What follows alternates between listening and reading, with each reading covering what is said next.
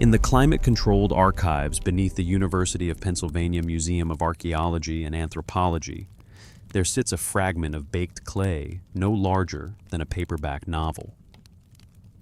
Its catalog designation reads CBS 10673, a small object, quiet, unassuming, the kind of thing you could walk past in a corridor and never realize it carries the weight of an entire world of questions. The surface bears wedge-shaped impressions, cuneiform pressed into wet clay sometime around 1600 BCE in the ancient Sumerian city of Nippur, and then baked hard by the very catastrophe that destroyed the building where it was stored. Fire, in other words, did what preservation systems do today. It sealed the record, the tablet is damaged, its edges are broken away. Entire columns of text have been lost to time, crumbled, chipped, eroded into gaps that no scholar can fully repair. And yet what remains has troubled researchers since it was excavated in the 1890s, because the surviving lines belong to something famous. This is the fragmentary text known as the Eridu Genesis, one of the oldest surviving accounts of a great flood, an account of a world divided into before and after, into antediluvian memory and post-diluvian survival. But tucked between descriptions of early cities and divine councils, the text contains something that doesn't sit comfortably inside the usual category of myth, something unexpected. Because amid the theology and the ritual cadence, you find language that feels procedural, almost clinical, descriptions that read less like poetry and more like operation sequences, deployments, terminology that seems to classify and handle what it describes the way an inventory classifies objects, the way a manual lays out a system. And that's where the discomfort begins. Because mythology is supposed to be metaphor. It is supposed to speak in symbols. It is supposed to translate the human experience into story. Yet here, across multiple tablets, across centuries, there are passages that sound less like symbolic imagery and more like someone trying with the vocabulary available to them to describe a capability. A weapon. Not the kind of weapon we imagine when we picture Bronze Age warfare. Not just a bronze mace, not just a spear, not just an arrow. The word that appears again and again is Tuchel often translated simply as weapon or mace, a broad term, a general category. But the surrounding text does not describe something simple. Not a club. It speaks of weapons that move on their own. Weapons that communicate with their wielder. Weapons that, according to the clay, can level mountains and boil seas. And for most of the past century, the safe filing cabinet has been obvious this is myth. This is exaggeration. This is priestly metaphor. This is the symbolic language of cosmic authority. That explanation is not foolish. It is reasonable.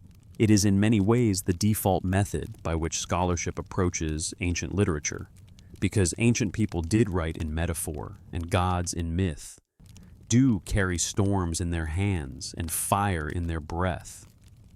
And yet the texts persist in their strange consistency. Not one tablet, not one damaged fragment, not one eccentric scribe. Dozens. Independent tablets excavated from different sites, copied by different hands, separated by centuries and hundreds of miles, yet describing the same categories of weapons with remarkably stable terminology and repeating operational characteristics. So the question is not simply, is this myth? The question is, what kind of myth uses procedural language so often, so consistently, and with such careful repetition? In the museum vault, the temperature remains constant 68 degrees. The humidity does not vary. The fragment sits in protective housing. and its cuneiform signs sharp as the day they were impressed, wait in a silence that feels almost deliberate. Somewhere in those wedge marks is information conventional archaeology struggles to explain. And the investigation begins where it has to begin, with the simplest question. What were the Sumerians actually describing? If you're listening from somewhere quiet tonight, maybe in bed with the lights low or in a chair, as the day winds down, you can leave a comment about where you are and what time it is. Not because we're rushing, not because we're chasing a quick answer, but because this is the kind of journey that happens best slowly in the margin between waking and sleep, when the mind can tolerate uncertainty without forcing it to collapse into certainty. We're going to move methodically, and we're going to let the tablets speak in their own rhythm, because these texts speak of war among gods, but they speak of it in a language that sometimes sounds less like myth and more like manual. When gods went to war, the land between the Tigris and Euphrates, the region the Greeks would later call Mesopotamia, witnessed the birth of civilization as we understand it. Around 3500 BCE, the Sumerians established the world's first true cities in the southern reaches of that fertile plain, Eridu, Ur, Uruk, Nippur, Lagash. They invented writing to track grain stores and temple inventories. They built ziggurats, massive stepped pyramids that rose over the flat landscape like artificial mountains.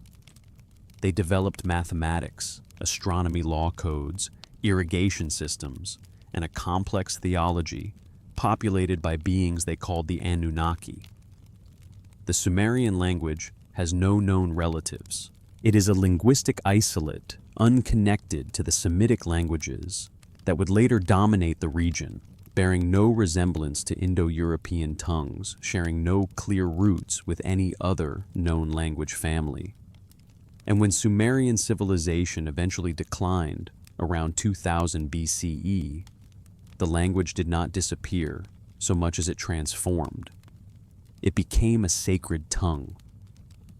Preserved by Akkadian Babylonian and Assyrian scribes, the way medieval scholars preserved Latin, a language of ritual scholarship and ancient authority. For nearly 4,000 years, Cuneiform remained unreadable. The last person who could read Sumerian died sometime in the 1st century CE. The wedge-shaped marks impressed into clay became meaningless decoration. Curiosities brought back by travelers, museum oddities, and the vast libraries of the ancient Near East, hundreds of thousands of tablets, documenting everything from beer recipes to royal annals to theological poetry, remained sealed behind the wall of an indecipherable script. Then came the breakthrough.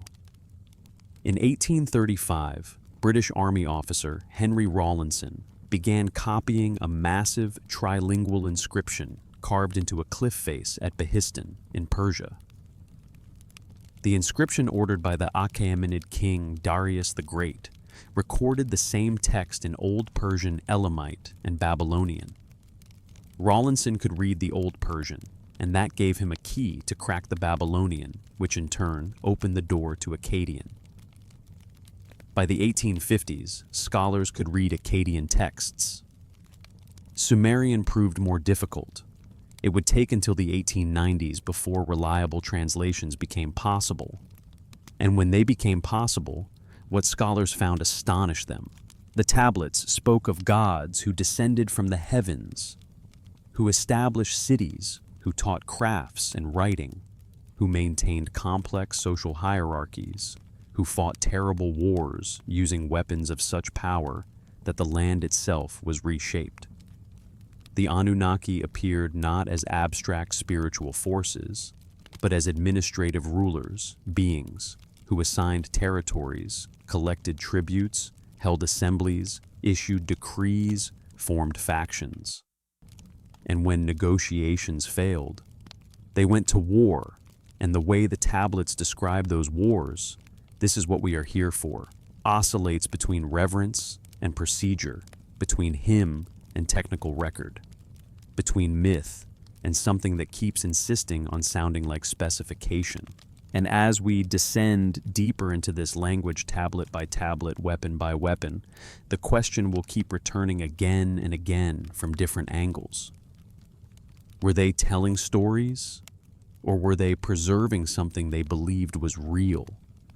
And if they were preserving something real, what was it? In 1889, American archaeologists from the University of Pennsylvania began systematic excavations at Nippur, roughly 100 miles south of modern Baghdad. Nippur was ancient, even by Sumerian standards. A holy city seat of Enlil, the Lord Wind Supreme God of the Sumerian pantheon. It was the kind of place where power was not simply political, but cosmic, where authority was imagined as something written into the structure of reality. The excavation continued for over a decade and eventually yielded more than 30,000 cuneiform tablets, administrative records, temple accounts, school texts, myths, hymns, epics, and among them, CBS 10,673, the fragmentary Eridu Genesis. Among them, copies of the Lugal-e, the epic of Ninurta's exploits and weapons. Among them, king lists that recorded reigns stretching back before the flood, enumerating rulers who governed for thousands of years. Among them, temple inventories that listed Tukul-Dingjir weapons of the gods as physical objects housed in temple armories. Meanwhile, across the region and across the decades, other collections grew. The British Museum amassed tablets from Nineveh, the ancient Assyrian capital, including the famous library of Ashurbanipal. Among these were copies of the Enuma Elish, the Babylonian creation epic, describing in elaborate detail the weapons marshaled by Marduk to defeat the primordial goddess Tiamat. There were versions of the Era epic recounting a war god's rampage across Babylonia using 7 specific weapons called the Sebetu the Seven. By the early 20th century, scholars could read these texts fluently, and yet, reading as always is not the same as understanding. The mainstream interpretation developed swiftly and remains largely unchanged because it fits the basic shape of how scholars have learned to treat myth. These texts represent mythology, symbolic narratives encoding religious truths, political propaganda elevating the status of priest-kings, poetic expressions of natural forces personified as deities.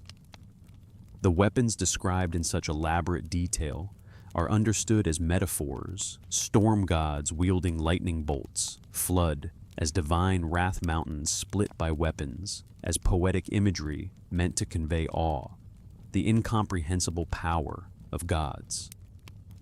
It is a reasonable interpretation, methodologically sound, consistent with how scholars approach mythology in other cultures. It fits comfortably within established frameworks, religious studies, literary criticism, cultural anthropology. In this reading, divine weapons are not technical devices.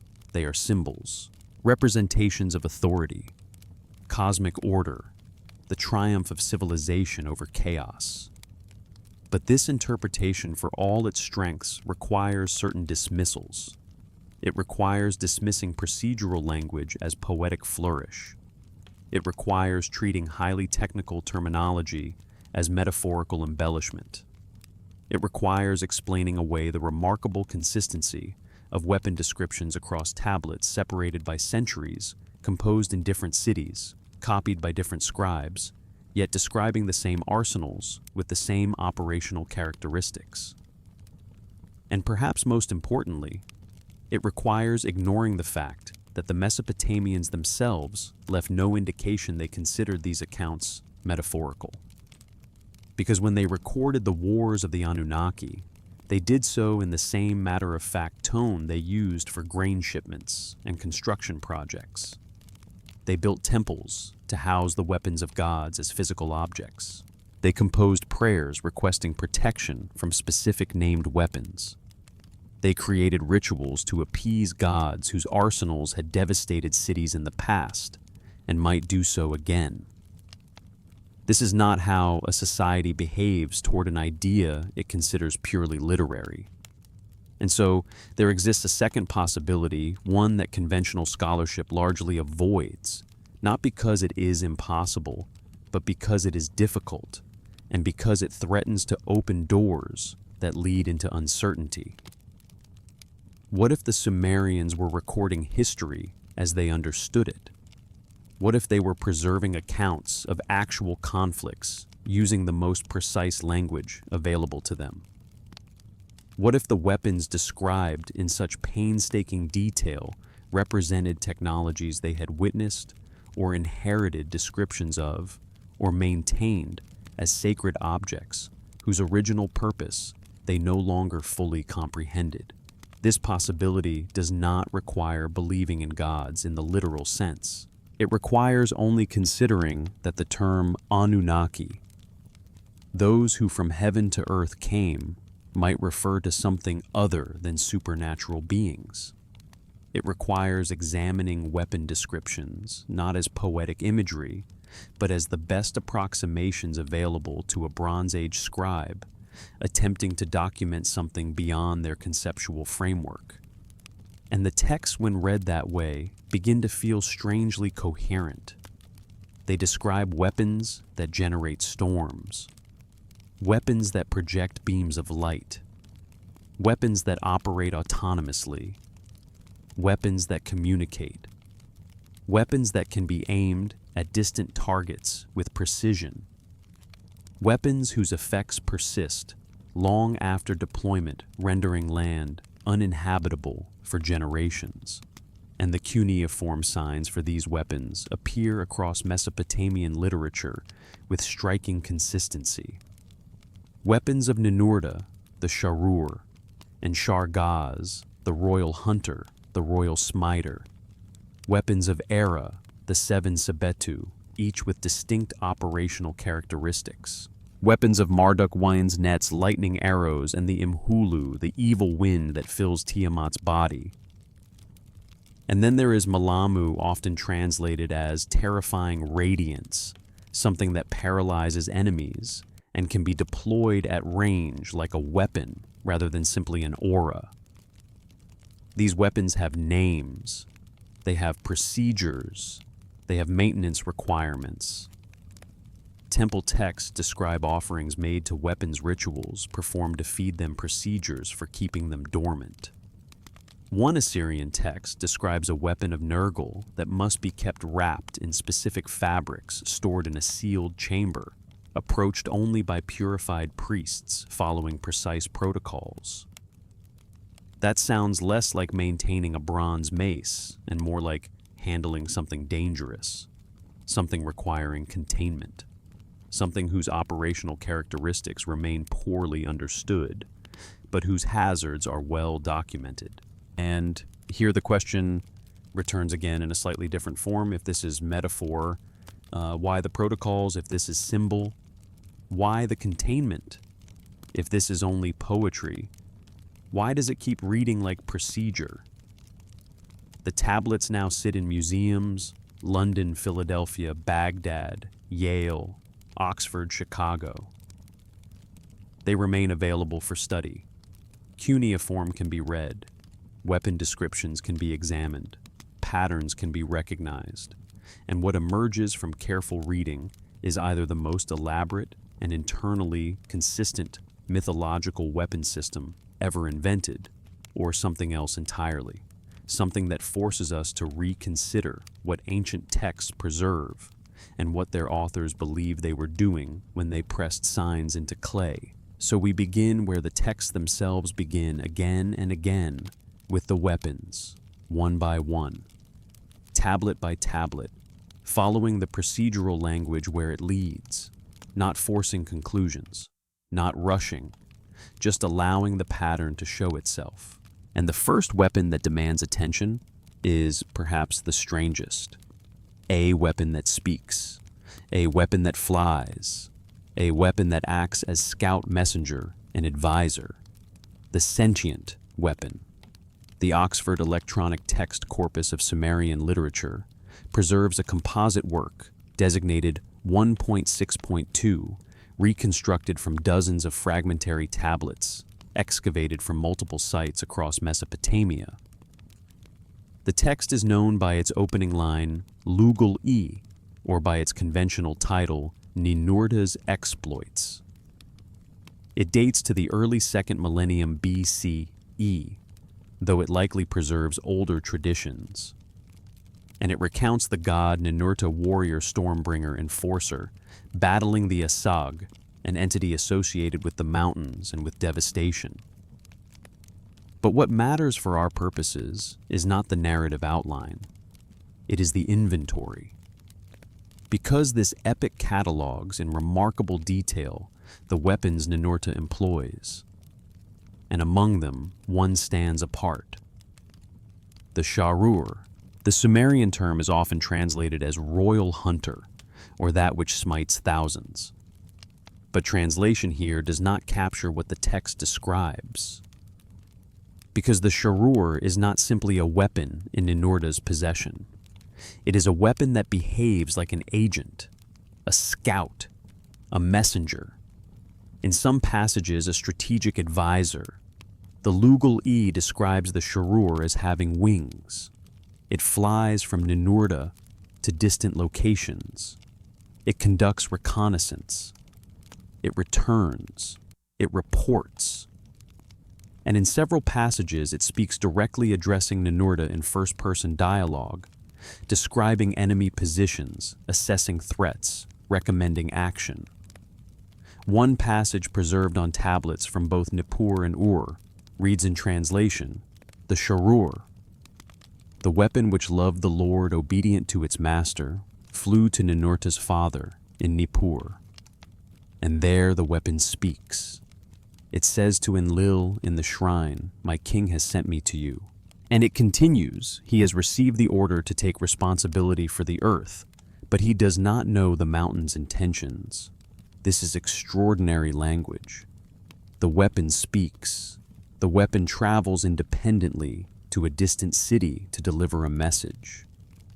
The weapon expresses uncertainty about strategic intelligence.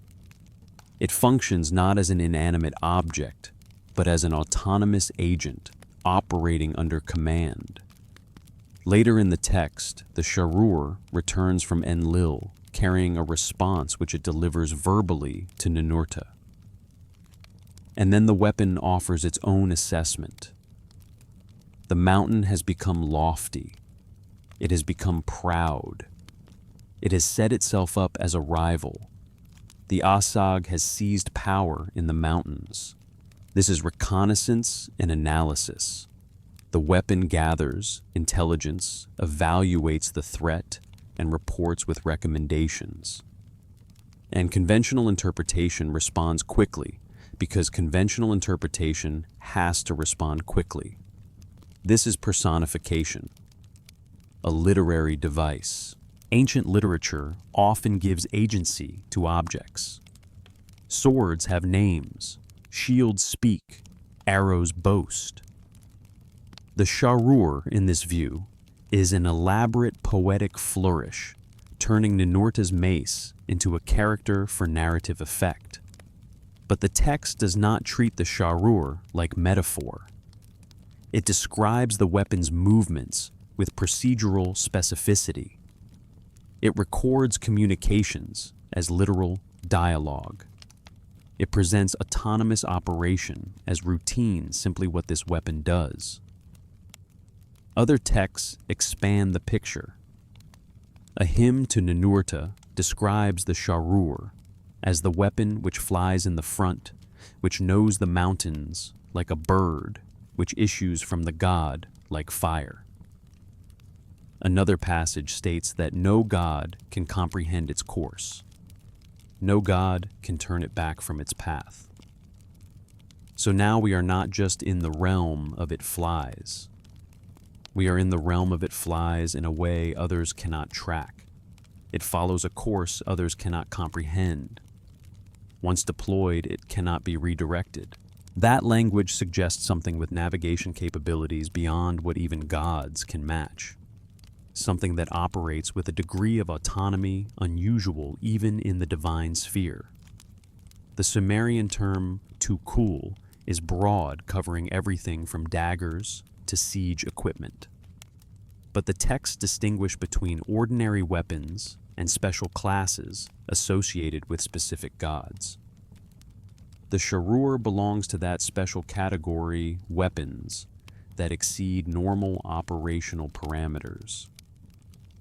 Weapons that behave in ways Bronze Age scribes struggle to describe within their vocabulary. And here is the interpretive hinge, the place where the same lines can be read in two different ways without changing a single sign on the clay. Because when a culture encounters something beyond its explanatory framework, it reaches for analogy. If something moves through the air, you describe it like a bird. If something produces devastating force, you invoke storms and fire.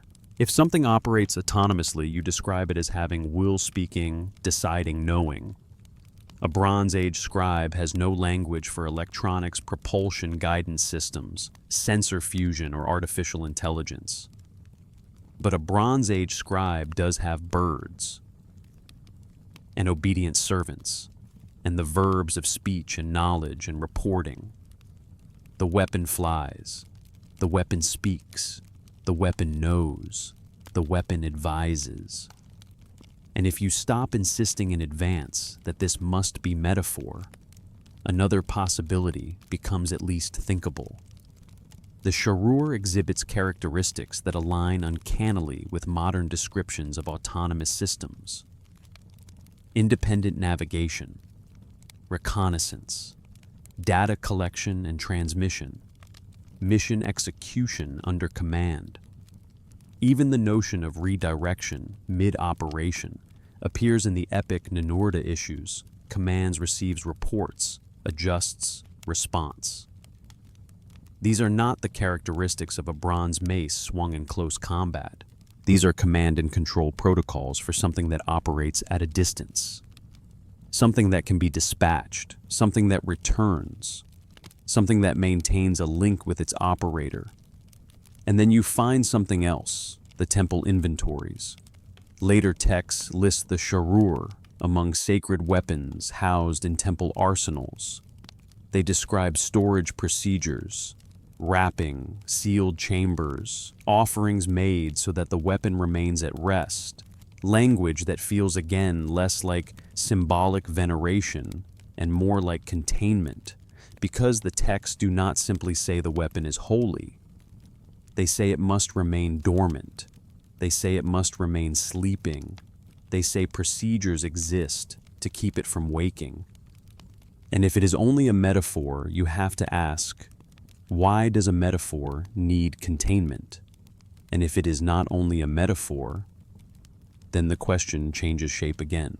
Not, did they personify weapons, but what did they think the weapon was? And perhaps more importantly, why did they preserve these details so carefully across centuries, even when the originals were damaged, even when passages were unclear? Because the Sharur is not unique. The pattern repeats. Other gods possess weapons that go forth on their own and return only when their mission is complete. Weapons that know the way and need no hand to guide them. Weapons that act as if they have internal purpose. And the texts themselves mark the distinction. Ordinary weapons require a hand. These do not. They go forth at command. They return at bidding. They know their paths. And once you see that distinction, once you hear it in the clay, you begin to understand why this topic refuses to settle into a single category. Because the Sharur can be read as myth, and it can be read as specification. And both readings in different ways are plausible. So we do what the scribes did. We keep reading, we keep copying, we keep tracing the pattern without forcing it to collapse. Because beyond the sentient weapon lies the rest of the arsenal. And once we step into that catalog, the weapons of heat, of light, of barrier, penetration, of radiance, of coordinated sevenfold strike, the same questions will return again and again in slightly different tones, symbol or system poetry or procedure myth or memory, and we will move into that arsenal next. Not quickly, not for a conclusion, but to let the inventory speak, to let the descriptions accumulate, and to see whether the pattern holds.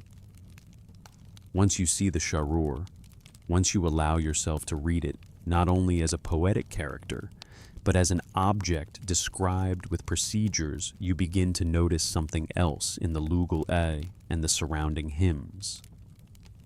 The Sharur is not an isolated flourish. It sits inside an arsenal, and that arsenal is not presented like a collection of symbolic attributes.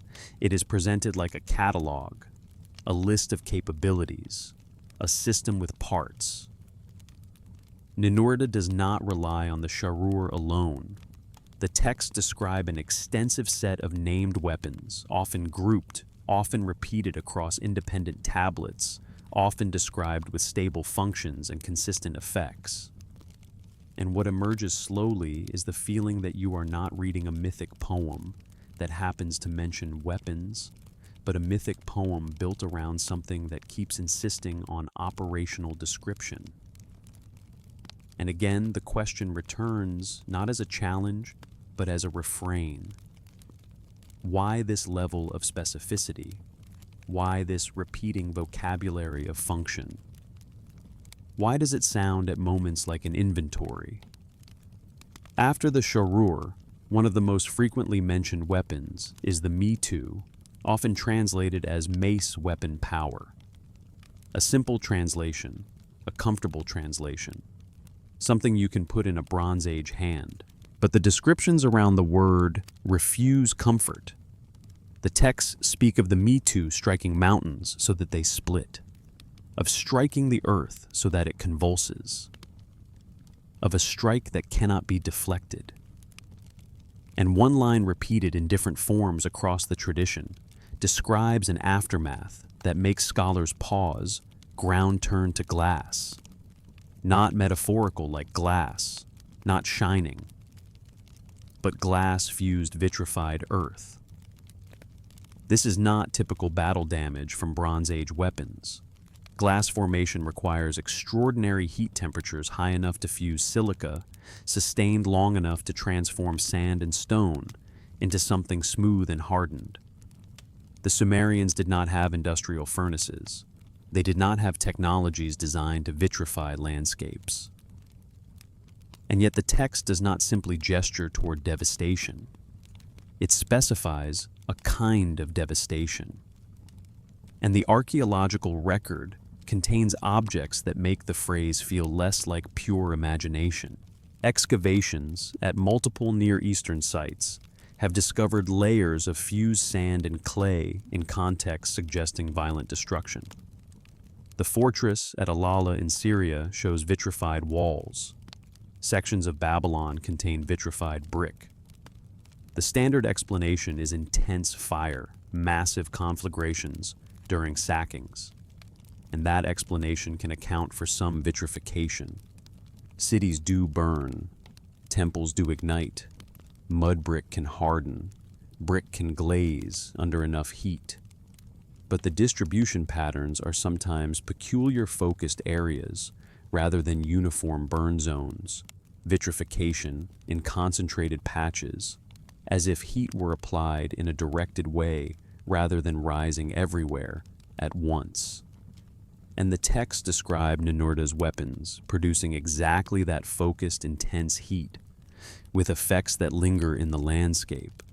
Again, you can call that poetic exaggeration. And perhaps it is, but it is notable that the exaggeration takes a very specific form, and that form repeats with technical steadiness. The arsenal continues with the shukr often translated as spear or lance. Another easy translation, another word that suggests handheld combat. But the description's complicated. The shukr flies through the air.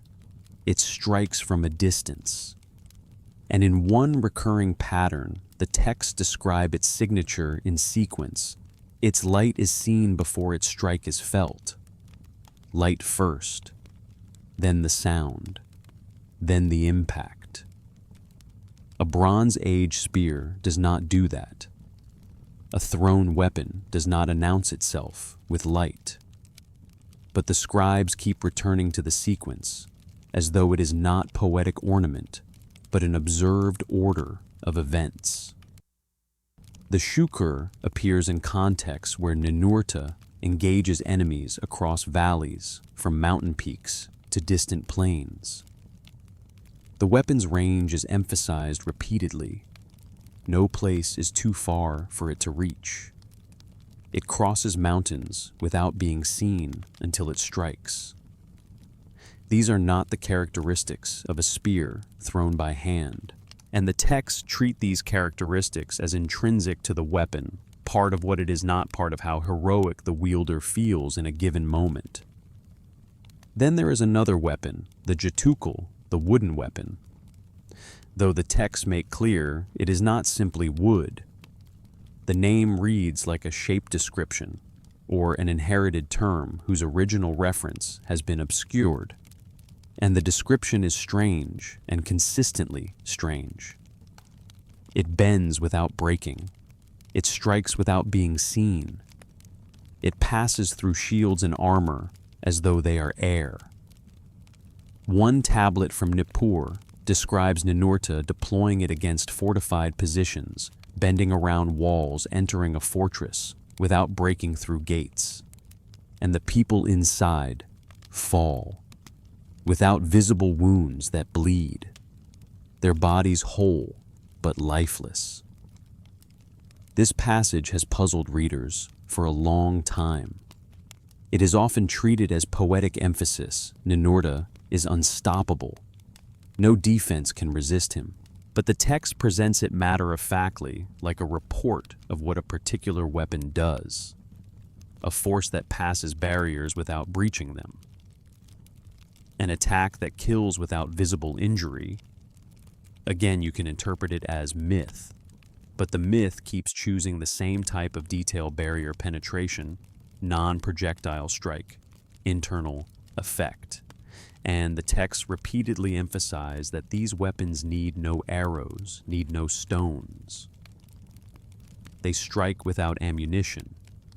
They strike without visible projectiles. They operate by something else.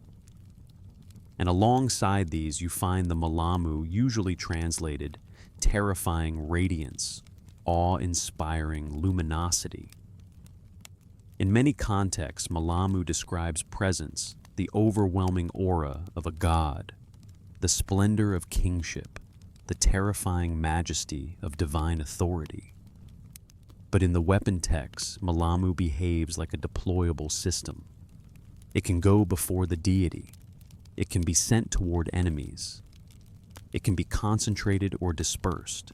Armies exposed to malamu become paralyzed, unable to fight, overcome by terror that renders them combat ineffective. A hymn describes it with layered effects, blinding brilliance, weakening knees, confusion, loss of will. And what matters is not whether we map this neatly to a modern category. The text itself does not. What matters is that the text treats malamu as something with operational properties, directional, deployable, able to determine battle outcomes. And now step back. If you list these weapons not as metaphors, but as capabilities, a pattern emerges. The Sharur, reconnaissance messaging, autonomous operation. The Shukr, long-range strike light signature precision across terrain. The Me Too impact, or heat effect, with vitrified aftermath. The Jatukul barrier penetration, invisible strike lethal effect without bleeding. The Malamu area effect, psychological and physiological disruption. And this is where the feeling intensifies that the arsenal is systematic, not random, not simply a poet reaching for different dramatic images, but a catalog of roles, reconnaissance, long-range engagement, fortification breach, area disruption, a sequence of deployment that suggests doctrine scout, first strike from distance, break defenses, disrupt formations, and the texts describe rituals that match that seriousness. Temple texts from Lagash describe annual ceremonies in which priests symbolically disarm Ninurta's weapons, performing rituals to keep them inactive, ensuring they remain sleeping until needed. The rituals span multiple days, requiring specific offerings, precise timing language, emphasizing the importance of keeping the weapons at rest. One such text concludes in essence, "Thus are the weapons returned to slumber. Thus is the land protected from their fury. Thus is peace maintained until the day they must wake again." That is containment language. That is the language of dormancy, not merely devotion. And then there are the chambers.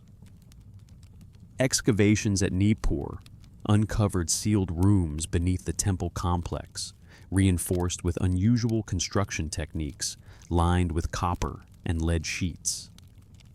The chambers were empty when discovered, but inscriptions identify them as storage for Tukul Dingir weapons of the gods. Copper and lead for bronze weapons makes little sense if the goal is protection from damage, but copper and lead make sense if the goal is shielding, if the chamber is designed to isolate what is inside from what is outside. The excavation reports noted these chambers. Modern literature often mentions them briefly, then moves on. The engineering is still there. Unusual precision ventilation shafts, drainage, multiple access points sealed with heavy stone doors, all for objects that in the inventories are treated like real items. And so we return again and again to the same hinge question. If these are purely symbolic objects, why are they stored like hazards? If these are purely poetic images, why do they require slumber protocols? If these are purely myths, why do they read like systems? And at the end of this section of the arsenal, another line appears in the clay, not as an answer, but as a widening of the problem. Ninurta's weapons are not unique. Other gods command similar arsenals. The pattern extends beyond one deity, beyond one epic, beyond one city. And that means the next step is unavoidable, because another text preserves another arsenal, different names, different framing, but the same unsettling combination of mythology and operational description era, the god of plague and warfare, and the 7 weapons called the Sebetu. When the tablets begin to speak of the 7, the tone shifts, not because the language becomes more dramatic. Mesopotamian literature can always become dramatic when it wants to, but because the structure becomes even more systematic. A single weapon that flies and speaks is strange enough. An arsenal with multiple named systems begins to feel like doctrine, but a coordinated set, 7 units operating together, distributed across a landscape, striking in sequence, pushes the question into a different register. Because now we are not dealing with one extraordinary object. We are dealing with a system. The text that preserves this most clearly is the Era epic. It survives in multiple copies from Babylon, Nineveh, and other Mesopotamian cities. Unlike many ancient works that exist only in shattered fragments, the Era epic is remarkably complete, preserved across 5 tablets, totaling nearly 750 lines. The story concerns Era god of plague and warfare, who brings devastation to Babylonia through a campaign of systematic destruction. But Era does not act alone. He commands 7 weapons, called the Sebetu, a term that simply means the 7. And the text describes these 7 in a way that is difficult to reduce to decorative metaphor, because it treats them as both independent entities and a unified mechanism. 7 units, 7 components, 7 destructive functions that combine into a comprehensive force. The epic opens with a description of how Anu, the sky god, created the Sebetu, specifically as weapons to deal with a particular problem: human overpopulation and noise. Humanity multiplies. Cities expand. The land becomes loud. And the gods, disturbed by constant clamor, seek a solution. What matters here is not the moral framing. What matters is how the text describes the 7. They are not born like gods in the usual mythic sense. They are built. The Akkadian verb used is presented as a verb of construction, used for temples, for tools, for crafted objects. The 7 are engineered for a purpose, created as instruments, manufactured as a solution. And then the epic does something that repeats a pattern we have already seen. It begins to specify. Not vague, not abstract, specific. The 7 are described individually often by ordinal number rather than personal name, first, second, third, though each receives a descriptive epithet that suggests its role. The first is the one who strikes the front. The second strikes at the sides. The third strikes from above. The fourth strikes from below. The fifth creates darkness that swallows light. The sixth releases the wind that carries death. The seventh brings the fire that does not consume but withers. You can hear what is happening here. This is not simply they are terrifying. This is a breakdown by vector and effect. Front, sides, above, below. And then the layered consequences: darkness, lethal wind, withering fire. It reads like tactical distribution. It reads like planning. It reads like someone thinking in terms of coverage, no escape route left open, no direction, unguarded. And later in the epic, when Era unleashes the 7 against Babylonia, the text shifts into language that feels almost like an operation report. The 7 advance at Era's command. They spread across the land. They position at the cardinal points. They coordinate timing. They move as one mind in 7 bodies. Where the first strikes the ground splits. Where the second follows buildings collapse. Where the third hovers day becomes night. Where the fourth drives downward foundations shake. Where the fifth spreads its darkness, men cannot see their hands before their faces. Where the sixth releases its wind breath becomes poison. Where the seventh blazes vegetation, withers to ash without flame. And again, you can call this myth.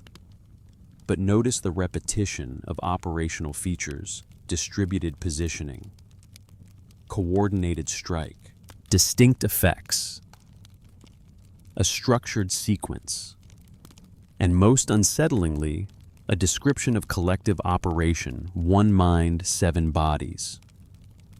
The epic emphasizes this again. It describes communication between the seven. They speak one to another without voice.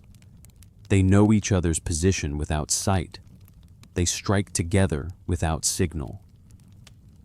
This is the language of synchronized action without conventional communication. It is at the very least the language of something networked, whether mythically imagined or materially observed. Then the epic describes what happens to cities struck by the seven, and the sequence becomes even more specific.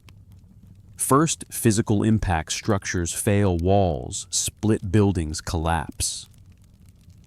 Then darkness, thick pressing, smothering.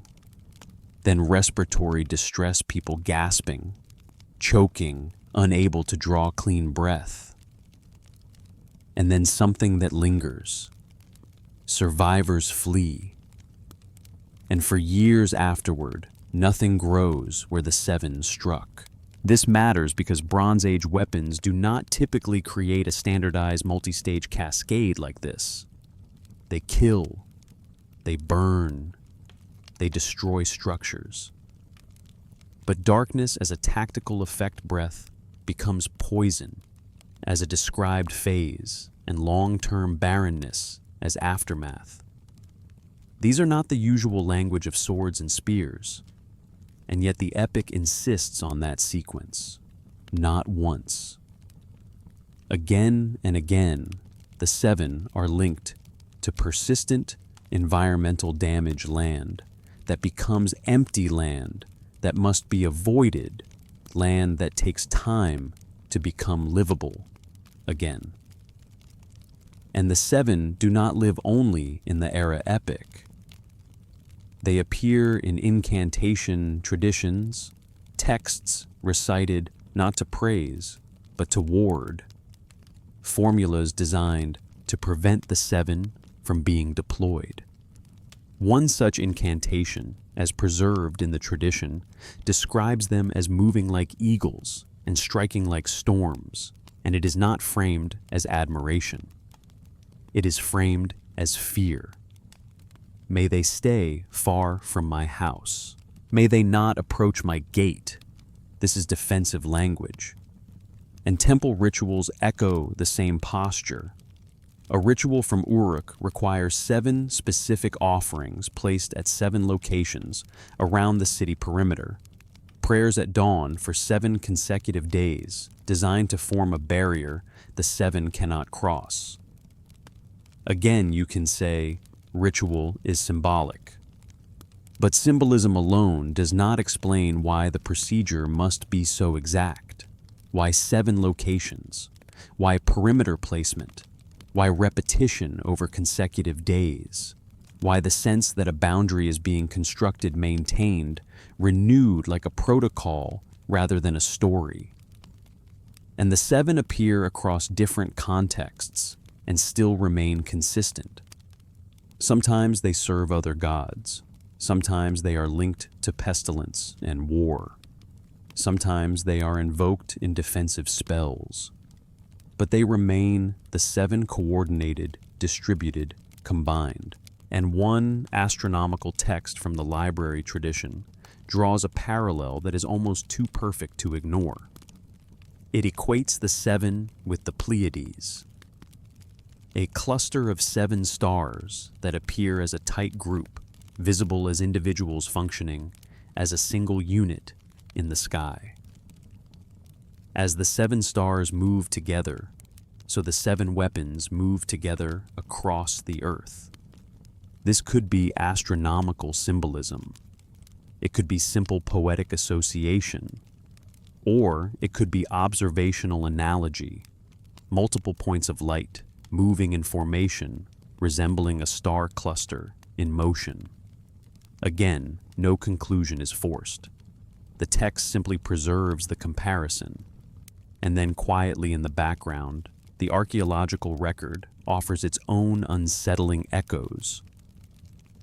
Near Eastern sites show destruction layers dated to the periods when the era epic and related traditions were composed or copied, catastrophic collapses, evidence of extreme heat, vitrified materials signatures that do not always resemble ordinary burning. Mainstream explanations exist: sackings, conflagrations, disasters, and those explanations can account for much. But the distribution patterns sometimes remain hard to square with uniform catastrophe, localized devastation, one quarter destroyed, adjacent areas less affected, the impression of focused force rather than generalized collapse. And the texts again describe focused force, distributed strike, coordinated timing, layered effects, which returns us once more to the question that refuses to go away. If the Sabetu are only mythological personifications of destruction, why do they read like a tactical system? If they are only poetic images, why do they have vectors, front sides above below, like an operational plan? If they are only symbolic, why do defensive rituals treat them like an approaching preventable threat? And if they are not only symbolic, if the text is preserving operational memory in mythic framing, then the Sabetu become one more piece of a larger pattern, weapons that act autonomously, weapons that coordinate, weapons that create persistent effects, weapons that require protocols, defenses, containment. And the epic ends with a line that does not resolve the fear. Era withdraws, but he does not destroy the seven. He stations them at the edges of the world, sleeping, but not gone. Dormant, but ready. A system in standby. And temple traditions later describe places where the seven are said to sleep, sites with taboos, restrictions, chambers sealed. Again, you can read this as mythic geography. Or you can read it as the cultural memory of storage locations marked off, protected, not to be disturbed. Either way, the emotional residue is the same. The seven are not gone. They are resting. And that rest is uneasy, so the pattern continues. From Ninurta's arsenal to Era's seven, the clay keeps repeating the same structural features, systems, procedures, sequencing, and effects that feel oddly consistent across the tradition. And now another arsenal waits. Because there is a text that most readers approach as pure theology: creation myth, political legitimation, cosmic narrative. And yet inside it sits another catalog of weapons. Marduk's weapons against Tiamat, winds, nets, arrows of light, and something called the Imhulu, the evil wind that fills the body and leaves the ground dead where it rests. Because when the Enuma Elish begins listing Marduk's arsenal, it does not do so casually. It lists weapons in order, preparation, positioning, trapping, incapacitation, killing, blow, like a battle plan preserved inside a creation story. The Enuma Elish is usually introduced as a creation epic, a theological text, a political text, a hymn to Babylon's supremacy, written in mythic form and recited in ritual context to establish why Marduk sits at the top of the divine hierarchy. And all of that is true. But if you read slowly, if you read with the same patience you brought to Ninurta's Sharur and Era's seven, you begin to notice a second current running under the theology, a catalog, a sequence, a deployment plan. The Enuma Elish survives in multiple copies, most famously from Ashurbanipal's library at Nineveh and other sites. The most complete version comes on 7 tablets, totaling around 1,000 lines. The text as we have it is late 2nd millennium BCE, but it preserves older traditions. It is layered. And in that layering, it carries a familiar pattern conflict among gods described not only as cosmic drama, but as procedural warfare. The story centers on a war against Tiamat, the primordial saltwater goddess associated with chaos. She raises an army, she appoints a champion, she prepares weapons. The younger gods panic. They assemble, they debate. And in their fear, they do something that has become a recurring motif across these traditions. They negotiate authority in exchange for victory. They turn to Marduk. They offer him supreme kingship, absolute decree, if he will face Tiamat and win. Marduk accepts. And then almost immediately, the text begins describing what he does next. He does not simply stride into battle with a vague aura of power. He assembles an arsenal, and the arsenal is listed. Systematically, first he fashions a bow and arrow. But the language around these objects is not the language of a simple hunting weapon. The bow is described as unequaled without equal. The arrow is described as having a point that shines like lightning. And the text emphasizes multiple signatures: light, fire, thunder. Lightning as the arrow's point. Fire as its feathers. Thunder as the sound when the bow is drawn. This is not an ordinary arrow, not ordinary imagery either, not simply bright, not simply strong. The text insists on a particular cluster of effects: radiance, heat, explosive sound, and then it expands beyond the bow. Marduk next assembles winds, the four cardinal winds, south, northeast, west. But again, the text does not treat these winds as passive weather. They are weapons. They are positioned. They are placed like a perimeter. The language emphasizes that none can escape. You can hear the tactical function embedded inside the mythic vocabulary. Directional coverage blocking routes, preventing withdrawal. And after the four winds, Marduk creates three more evil wind, whirlwind, dust storm. Now the number becomes 7 again. 4 around. 3 directed in, a perimeter plus a penetrator set. The text describes Marduk deploying them in sequence. The winds establish the enclosure. Then the evil wind is sent against Tiamat's face, and when she opens her mouth to swallow him, it enters her mouth so she cannot close her lips. The fierce winds fill her belly. Her belly swells. Her mouth gapes wide. This is one of the most disturbing descriptions in the epic because it is so physical and so procedural. A weapon is introduced into the body through respiration. It expands inside. It prevents normal closure. It incapacitates from within. This is not simply storm imagery in the abstract. It is a narrative of internal disruption. And then the text introduces another weapon, a net, a containment system. The net is described as being made by Anu for the battle. It is deployed not like a fisherman's throw, but like an automated enclosure. Marduk spreads the net to envelop her. He places it before her and behind her. He surrounds her on every side. Again, the language is about coverage placement blocking containment. A net that forms a perimeter, a trap, a system designed to keep something inside. And once Tiamat is trapped, immobilized by the winds filling her body, Marduk fires his arrow. He releases the arrow. It pierces her belly. It cuts through inward parts. It splits the heart, and he extinguishes her life.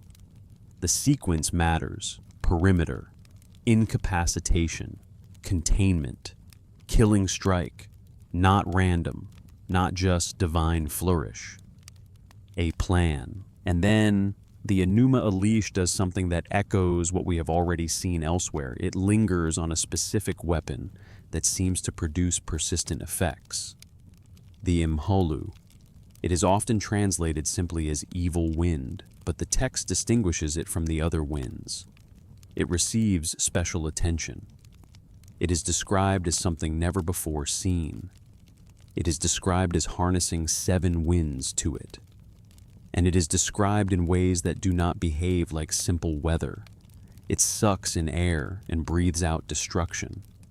It consumes light and releases darkness. Where it passes, nothing lives. Where it rests, the ground becomes dead. Again, you can call this poetic, but it is a very particular poetry one that keeps returning to persistent aftermath. Not just death in battle, not just destruction in the moment, but areas that become dead afterward. This is the same thematic structure we saw with Eras 7 and their barren zones, and with certain weapons that must be kept dormant. And the term associated with the Imhulu appears beyond the epic. In medical texts, in boundary inscriptions, in traditions about lands that remain dangerous long after the divine conflict that struck them.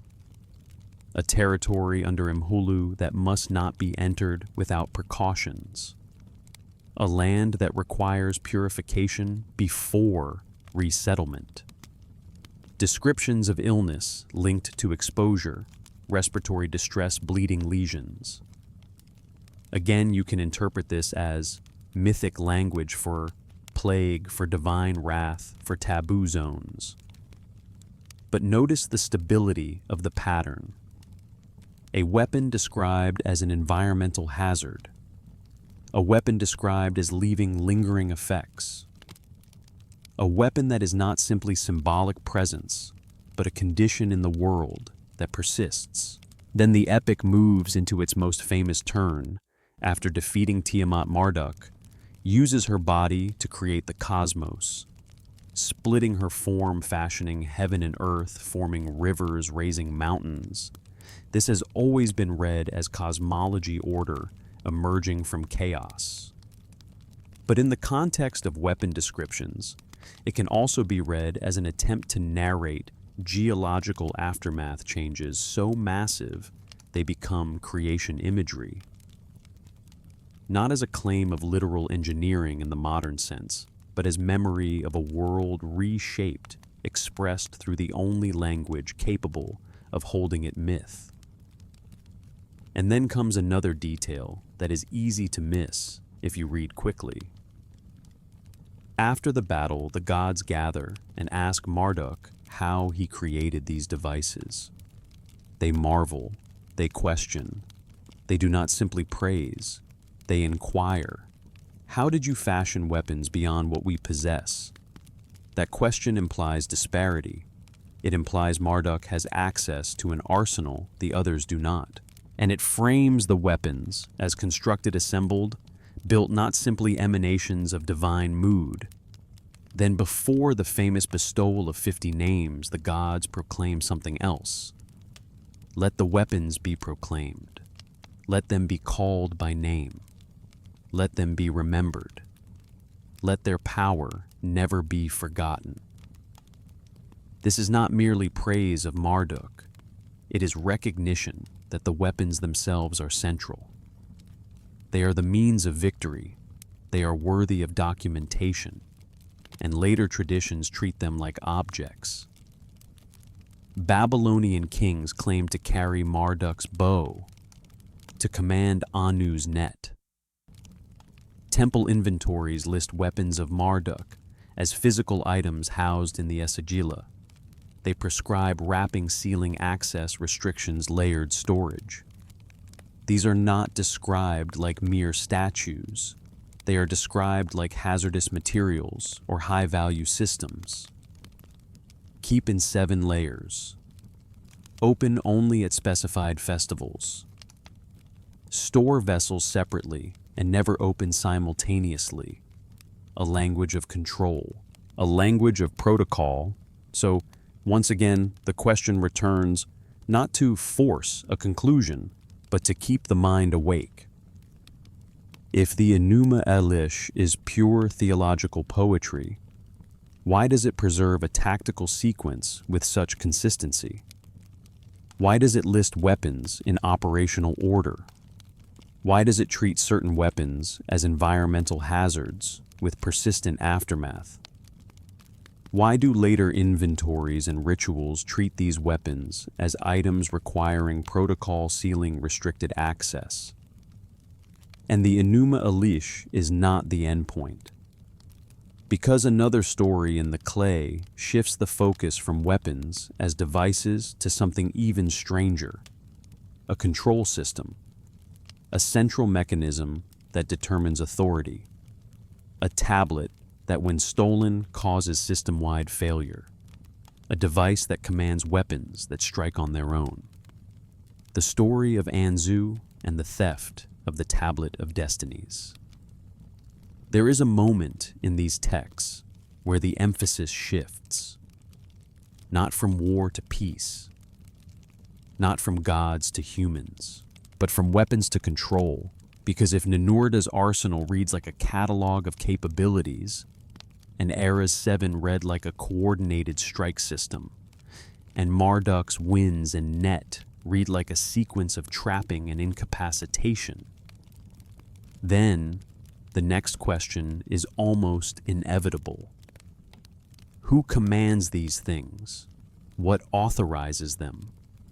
What turns them on, directs them, stops them? And that is where the story of Anzu enters quietly. At first, like a myth you think you already know. A bird-like being, a theft, a mountain flight, a heroic retrieval. But if you read it with the same patience you used for the weapons, the story begins to sound like something else. Like a narrative about system compromise, about the vulnerability of complex arsenals, about what happens when the key that governs authority is taken. The myth survives in multiple versions across more than a millennium of Mesopotamian tradition. Sumerian and Akkadian recensions copied and recopied, preserved, even when the scribes themselves sometimes admit uncertainty. And yet the central structure remains stable. Anzu serves Enlil in a position of trust. Anzu has access. And one day, while Enlil bathes Anzu, seizes the Tablet of Destinies and flees to his mountain stronghold. At first, you might expect the consequences to be political, a shift in legitimacy, a quarrel in the divine court, a symbolic contest for kingship. But the text describes something that feels more mechanical than symbolic. The moment the tablet is taken, authority ceases. Offices stop functioning, brilliance is extinguished, silence spreads. The gods stand frozen. This is not written like a mere metaphor for embarrassment. It reads like system failure, like the removal of a core component that holds everything together. And the tradition is explicit about what the tablet does. It does not merely represent decree. It determines. It establishes. It makes outcomes happen. Whoever holds it controls the movement of the gods. Whoever holds it issues orders that must be obeyed. And the text adds one phrase that echoes everything we have been tracing. The holder commands the weapons that strike on their own. That line matters because it ties the tablet directly to the category we keep encountering. Autonomous weapons. Weapons that go forth without a hand to guide them. Weapons that return at bidding. Weapons that act at command. Without the tablet, those systems cannot be reliably commanded. With the tablet, Anzu gains authority over them. And suddenly, the myth is not just about theft.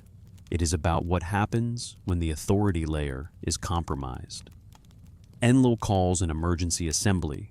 The gods gather, And the problem is described in a way that feels strangely modern in its logic, even though the language is ancient. Who will go? Who will confront Anzu? Who will retrieve the tablet? And several refuse, not because they are cowards in the simple sense, but because they recognize the tactical reality Anzu holds the tablet. He can decree fate. He can command the weapons. How do you approach an enemy who can order your own systems to turn against you or to stop functioning? It is worth lingering on that refusal because it is not framed like mythic laziness. It is framed like a realistic assessment. If the weapons obey the tablet, then approaching Anzu is not like approaching a strong creature. It is like approaching someone who has gained access to the control panel. And then Ea, the god of wisdom, offers a solution. He summons Ninurta. He gives instructions. And the instructions are not be brave. They are procedural. Attack before Anzu can speak. Strike before he can issue commands. Do not rely on the autonomous weapons he now controls. Use your hands. Use direct action. Close distance rapidly. Allow no time for decrees. Again, you can read this as mythology. But the logic is coherent in a very particular way. It is doctrine for operating when automated systems are compromised. It is a recognition that the enemy's power is not merely physical. It is authorization. It is control. And so the plan is to deny the enemy the ability to transmit commands. The battle then unfolds in stages, and each stage reinforces the same theme. First, Ninurta attempts long-range attack using his weapons. But Anzu simply decrees that the weapons return. And the text does not describe a struggle of wills in vague terms. It describes the reversal of function. The bow becomes useless. The arrow falls apart. The weapon returns to the place it came from. It is as though the operational parameters have been overridden, as though a command has been issued that cancels the weapon's mission. The second attempt shifts into physical combat. Ninurta closes in and fights directly, and the tablet is used defensively again through decree. Ninurta's strength fails, his arms weaken, his legs give way. The tablet does not only command weapons, it can affect the actor, it can impose a condition, it can drain capability. And the text frames this not as a random curse, but as a stated outcome of a decree, a command issued, a result produced. And in the final stage, the success comes not from superior firepower, but from communication disruption and speed. EA provides new instructions. Attack during a windstorm. Use noise to cover approach. Strike while Anzu is occupied. Target the tablet itself. Disable it before Anzu can speak again. And Ninurta follows the plan. A great wind fills the air with sound. Anzu cannot issue his decrees. The window opens. Ninurta strikes. He severs Anzu's wing. He seizes the tablet. And the moment the tablet returns to Enlil, the text describes restoration like a reboot. Authority re-established. Offices resume. Brilliance returns. The gods move again. The system functions again. This is one of those places where the story almost insists on being read as more than moral allegory. Because the conflict is not won by stronger God wins. It is won by recognizing system compromise, avoiding compromised automated weapons, closing distance, disrupting communication, physically recovering the control device, And the story repeats across versions with those same structural bones intact. Some versions describe the tablet as heavy, requiring both hands. Others describe it as shining, pulsing with inner light. Some say it must be touched to function. None of this proves a literal machine, but it does something important in the context of the larger pattern. It portrays the tablet not as an abstract concept floating in the air, but as a physical object with operational consequences, something that can be stolen, something that can be carried, something that when removed causes system malfunction, and something that when returned restores order. And now, if you allow yourself to sit with the implications without rushing to conclusion, you see the same question returning again, circling back, asking itself in different ways. If this is only a political allegory, why does the story dwell on operational dependency? Why does the removal of a symbol stop the system? Why do weapons reverse function by decree? Why is the tactical solution disruption and speed rather than divine spectacle?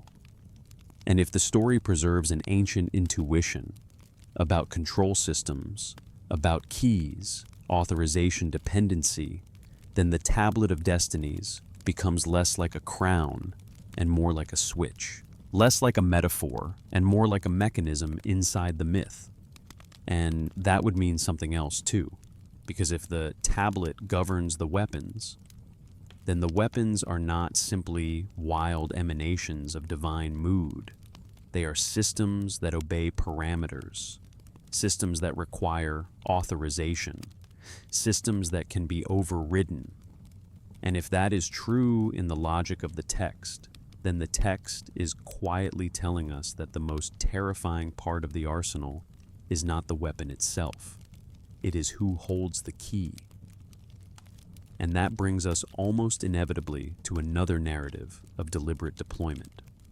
Not a theft this time, not a compromised control device, but a planned intervention, a council decision, a command to open locks, a weapon that reshapes geography, the one the tradition places like a dividing line through history itself, the flood. If the story of Anzu feels like a narrative about control, about a key that governs weapons and decrees, then the flood stories feel like something else. They feel like a narrative about deployment, not theft, not sabotage, not compromised authority, but a decision, a deliberation, a counsel, and then a command that opens something that was held shut. Two Sumerian traditions frame the Great Flood as the event that divides time into before and after, the Eridu Genesis preserved fragmentarily on CBS 10,673 and the Atrahasis epic, preserved in multiple copies from the Old Babylonian period. And both of them describe the flood not as a spontaneous storm, not as weather that simply happens, but as something released, something ordered, something unsealed. The Atrahasis epic begins with a condition that is described with a kind of weary specificity. Humanity has become numerous cities have spread. Human life is loud. The land bellowed like a bull. The people multiplied. The gods especially. Enlil cannot sleep. And what matters here is not whether we accept the moral framing or the divine psychology or the theology of it. What matters is the structure. A problem is defined, a solution is proposed, then the solution is executed through a sequence. First come the preliminary attempts: plague, drought, famine. Each reduces the population temporarily, and each fails to solve the core problem because humanity recovers. The noise returns. The gods return to debate. And finally, Enlil proposes the flood. And when the flood is proposed, the language shifts. Earlier afflictions are described as general events that spread, but the flood is described like a mechanism that must be released. It will be brought forth. It will sweep the cult centers. It will obliterate. And then come the words that sit oddly in a myth if you read them with modern ears, but sit plainly if you read them as procedure. Enlil commands that the bolt be drawn and the lock be opened. Bolt, lock. These are terms of containment, door terms, mechanism terms, and in the context of the story, they do not feel like casual metaphors. They feel like the narrative trying to say there was something held back and then it was allowed through. The text continues with a two-source description: waters above, waters below. The door of heaven is opened, the fountains of the deep are opened, and the waters are released together. If you pause here, you can feel the strange precision of the language. Not it rained, not storms came, but openings, locks, barriers, channels. A release from two reservoirs above and below coordinated at once. And then, in the Eridu Genesis fragment, the same posture appears. A council decision. Authorization from high gods. Then the guardians of lower waters receive their command. The boats of heaven are drawn back, and the flood emerges, and the term used, abubu, is a word that can mean flood, storm, deluge, catastrophe. But it also appears in other texts as something that can be brought upon enemies, something that functions like a weapon in a divine arsenal. And this is the point where the question returns, not as an insistence, but as a slow orbit. If this is only weather, why does it read like release? If this is only myth, why does it keep mentioning locks? If this is only moral narrative, why does it preserve command language? And then comes another structural feature, a dissenting voice. Enki opposes the plan. He cannot prevent it. Enlil's authority stands, but he can do something else. He can warn. And the warning is not vague. It is technical. Build a boat. Seal it completely. Bring family. Bring representatives of living creatures. Bring supplies. The narrative provides specifications, dimensions, construction methods, sealing procedures, waterproofing loading protocol. These details are not presented like a poetic flourish. They are presented like survival instructions, like someone knew the shape of what was coming, and someone knew what would be required to endure it. And this is where the flood story begins to resemble something we have already seen in other weapon narratives, not only the weapon's effect, but a kind of operational knowledge preserved inside the myth. Preparation before deployment, countermeasures, shelter protocol, containment, sealing, and then the flood is released. 7 days and 7 nights, wind, waters rising, cities disappearing, mountains covered, humanity destroyed. But one detail in the Atrahasis tradition matters, because it reframes the event as something even the planners did not fully control.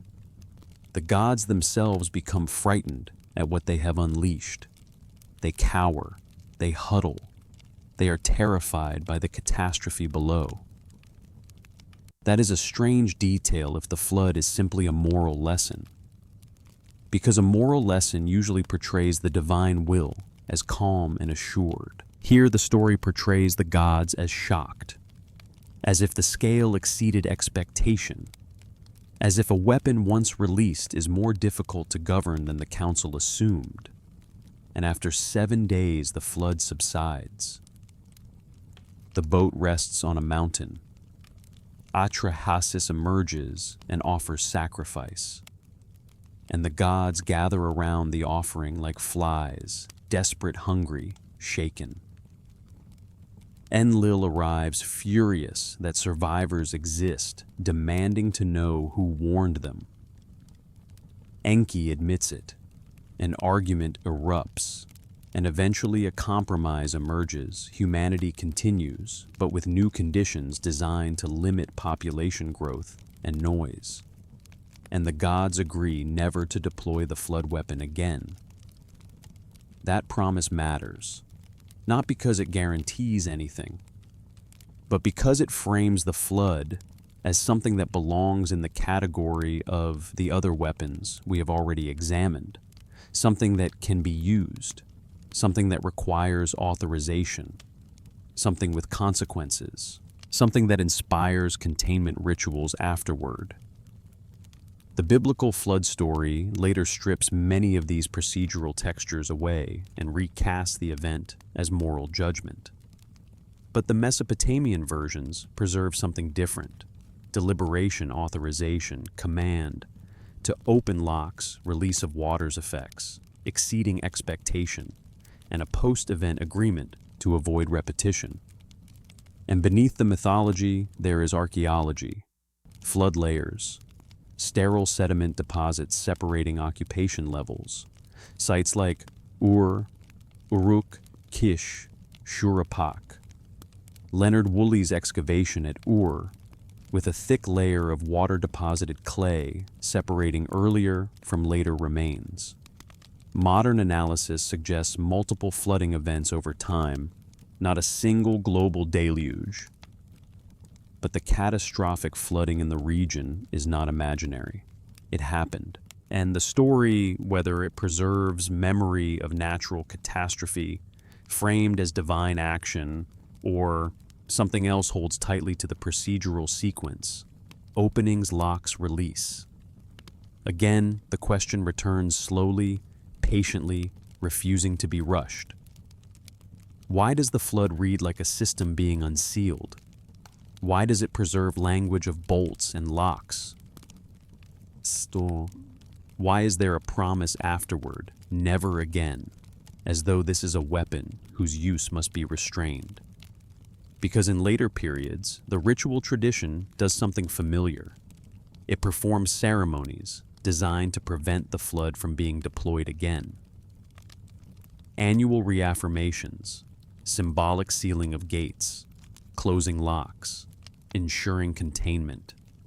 And whether those are purely symbolic acts of memory or echoes of an older fear, they reinforce the same cultural posture.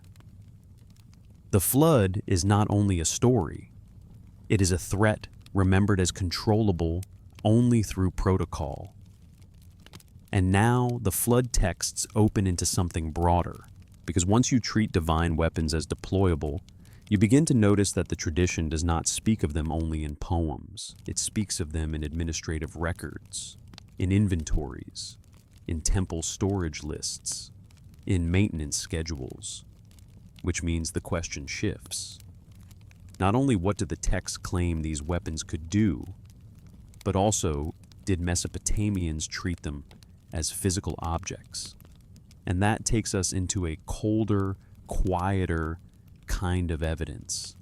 Not epics, not hymns, but temple paperwork, the language of storage, the language of inspection, the language of rooms beneath temples that were sealed. When you move from epics into temple texts, something changes. The language becomes drier. The lines become smaller. The voice becomes administrative. And yet the subject again and again remains the same: weapons of the gods listed as things. Not as metaphors, not as poetic attributes, but as objects housed in rooms wrapped in fabric, sealed behind doors, handled by authorized personnel. Temple inventories from Sumerian, Akkadian, and Assyrian contexts include entries that read like standard storage lists.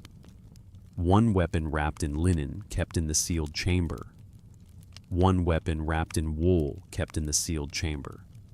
7 containers of winds kept in 7 rooms, each sealed separately.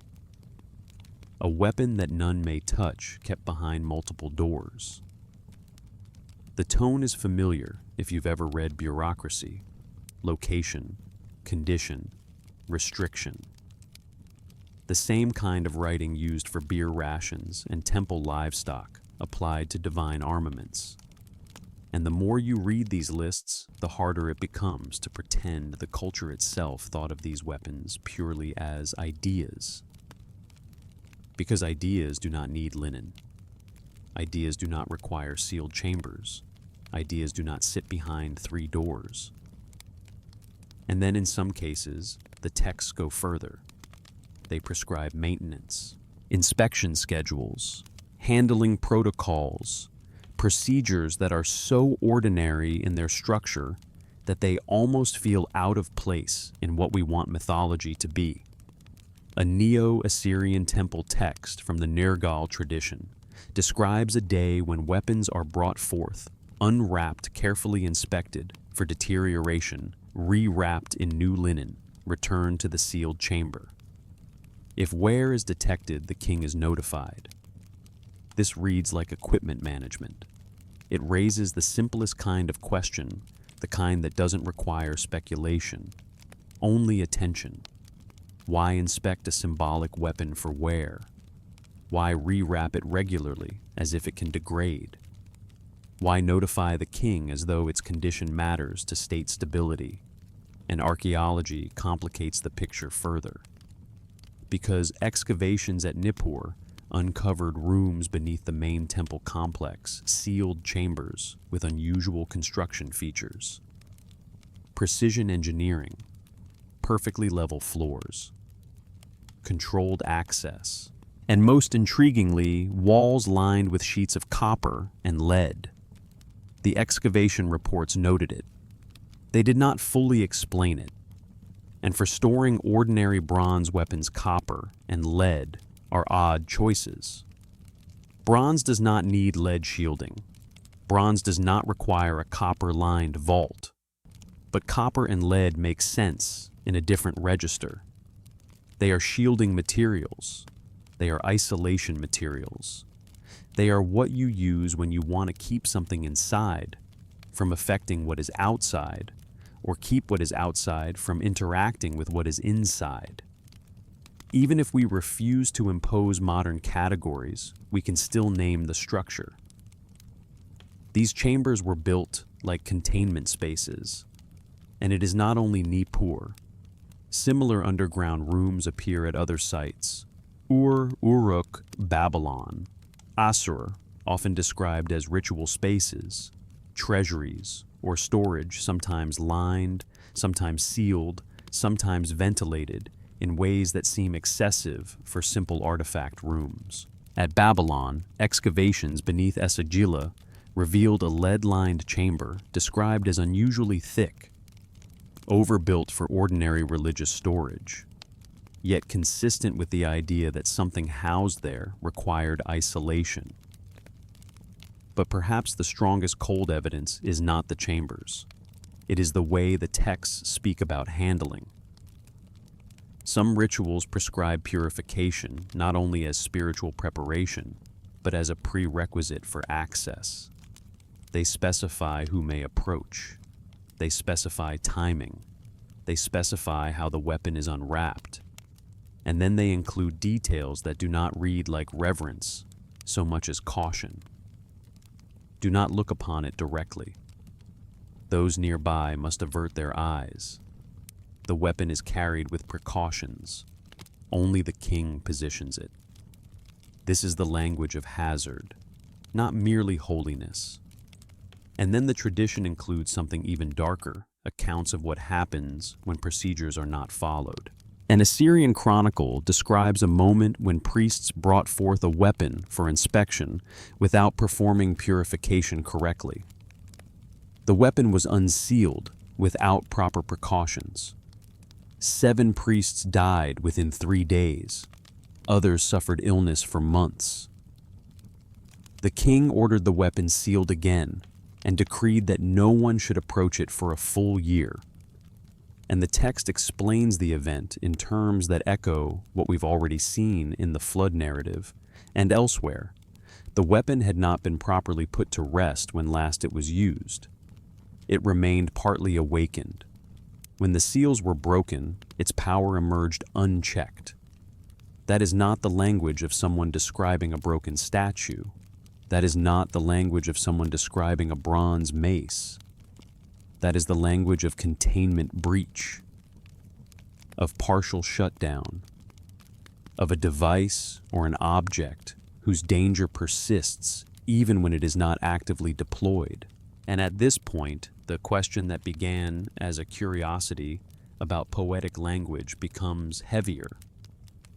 Because now we are not only reading epics, we are reading administrative records. And administrative records are rarely the place cultures invent elaborate fantasy for aesthetic effect. They are where cultures record what they manage, what they store, what they fear to mishandle, what they maintain across time. And this does not prove the divine weapons functioned as the epics describe. It does not prove beams of light or autonomous flight. But it does establish something that is easy to miss if you stay only in Mesopotamian institutions, treated weapons of the gods as real enough to require storage architecture, access, restriction, inspection schedules, and safety protocol. And alongside inventories and chambers, there are artifacts, objects excavated from temples that museums often catalog as ceremonial cultic symbolic. Maces with inscriptions, axes dedicated to gods, daggers with strange materials. One object from the Inanna tradition, cataloged as a ceremonial mace head, described as made of a dark stone with unusual density and magnetic properties. Another set from Nimrod's 7 identical bronze cylinders, inscribed in ways that link them to the 7 that strike together, stored as ritual objects, not opened, not analyzed invasively. Again, none of this forces a single interpretation. But it makes one interpretive move harder to sustain. It becomes harder to say, all of this is just metaphor, when the culture built chambers and wrote inspection lists as though something tangible needed managing. So we return once more to the question that keeps looping back now with a different texture, less poetic, more logistical. If these were only symbols, why the vaults? If these were only stories, why the inspection dates? If these were only metaphors, why did mishandling them kill people in the records? And here is where the investigation must turn again, because the texts do not only list objects and rooms, they also preserve something else. A distinct kind of language used when describing weapon operation.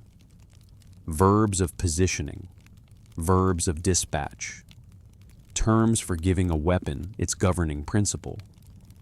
A vocabulary that sounds less like hymn and more like manual. So, the next step is not to argue about whether the objects were real in a modern sense. The next step is to read the language itself, to examine the grammar of deployment, to listen to how scribes write when they think they are describing procedure. There is a temptation when reading ancient epics to focus on the most vivid images: lightning arrows, winds that trap, weapons that speak, sevens that strike together. And that temptation makes sense. Those are the moments that stay in the mind. But if you want to understand what kind of text you're dealing with, you have to step away from the images and listen to something quieter. The verbs, the grammar, the way action is framed. Because the difference between poetry and procedure is often not in what is described, but in how it is described. And when Mesopotamian scribes describe divine weapons, they often use a register that sits strangely beside hymn language. Not purely metaphor, not purely narrative, a kind of operational voice, a grammar of process. You see it first in words that by themselves are ordinary, a verb meaning to place, a verb meaning to bring, a term meaning power or decree, a word meaning requirements. But in weapon contexts, these ordinary words take on a consistent technical shape. The Sumerian verb, often translated as to place, to set, to position, appears again and again with weapons in ways that emphasize tactical arrangement. Weapons are not merely held, they are not merely wielded. They are set at locations, set at quarters, set around targets, set so none can escape. And that repeated focus on placement, precise placement, creates a pattern that feels less like lyric imagination and more like operational intent. The text doesn't just say the winds existed, it says they were positioned. It doesn't just say weapons appeared, it says they were set where they needed to be. And then there is the Sumerian verb, meaning to bring or to carry away, a movement verb that in weapon contexts becomes something closer to dispatch. Weapons are brought to a location the way a mission is assigned. The Sharur is brought to Enlil as messenger. The seven are brought against Babylon. In ordinary speech, bringing can be casual. In these texts, bringing becomes deployment. And once you notice that shift, you start to see it everywhere. Not only movement, mission movement. And the pattern becomes even clearer when the Akkadian equivalents appear, verbs that in military contexts emphasize ordering, setting, arranging, sending. The language repeatedly forms a structure that sounds like an operational sentence, subject deity, verb set, / dispatch / position, object named weapon, location specified, purpose implied by sequence. It reads like instruction, like a doctrine being preserved. And then we arrive at one of the most difficult words in Sumerian thought me.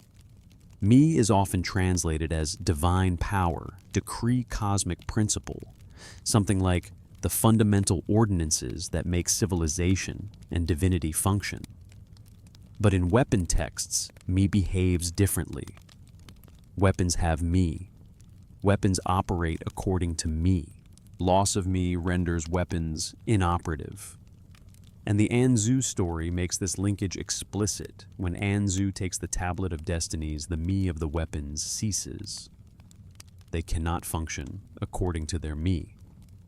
That is a strange phrasing if me is simply aura. It reads more like operational parameters, like the governing rules that allow the system to execute. And then there is a passage where a god gives a weapon its me, after which it awakens and knows its purpose. Give, receive, awaken, know purpose. Again, none of this proves modern programming in a literal sense, but the procedural relationship is hard to ignore. Me is not only something you are, it is something that can be given, and once given a weapon, changes state. Dormant to active, unknowing to knowing, inoperative to operative. And alongside me sits another term that is often translated in ritual contexts as cultic requirements, but that in weapon inventories and handling instructions reads like specification parsu, procedures. A weapon has parsu. A weapon's parsu must be followed for storage, activation, deactivation. Parsu includes keep sealed in darkness, restrict access, avoid sunlight, perform offerings at intervals to maintain dormancy. These may be religious actions. They may be devotional, but the structure resembles maintenance protocol. Environmental constraints, authorized personnel, scheduled procedures, status management, and the texts often speak as though failure to follow Parsu does not merely offend a god, it produces hazard, not symbolic hazard, actual consequence.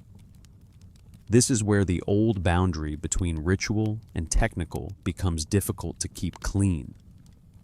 Because in a world where dangerous things exist, safety protocol and ritual can merge. A culture can encode operational handling into sacred practice, not because it is irrational, but because it is the strongest way to preserve accuracy across generations. You wrap the procedure in sanctity so it won't be forgotten. You attach it to taboo so it won't be violated. And the weapon texts feel again and again like they are doing something like this. Then there is the language of illumination, the repeated emphasis on shining before striking. In multiple weapon contexts, the text describes a sequence: light, then sound, then impact. The radiance is seen, then comes the roar, then comes the strike. This ordering is not incidental. Light arrives first, sound arrives after, impact after that. The texts don't have to arrange it that way. They could simply say, it struck with thunder, but they repeat the sequence. And when a pattern repeats, it becomes meaningful, not as proof, but as evidence of what the scribes thought they were preserving. They thought the ordering mattered. They preserved it. And then there is the verb of draining a word, meaning to plunder or rob, but used in weapon contexts as extraction.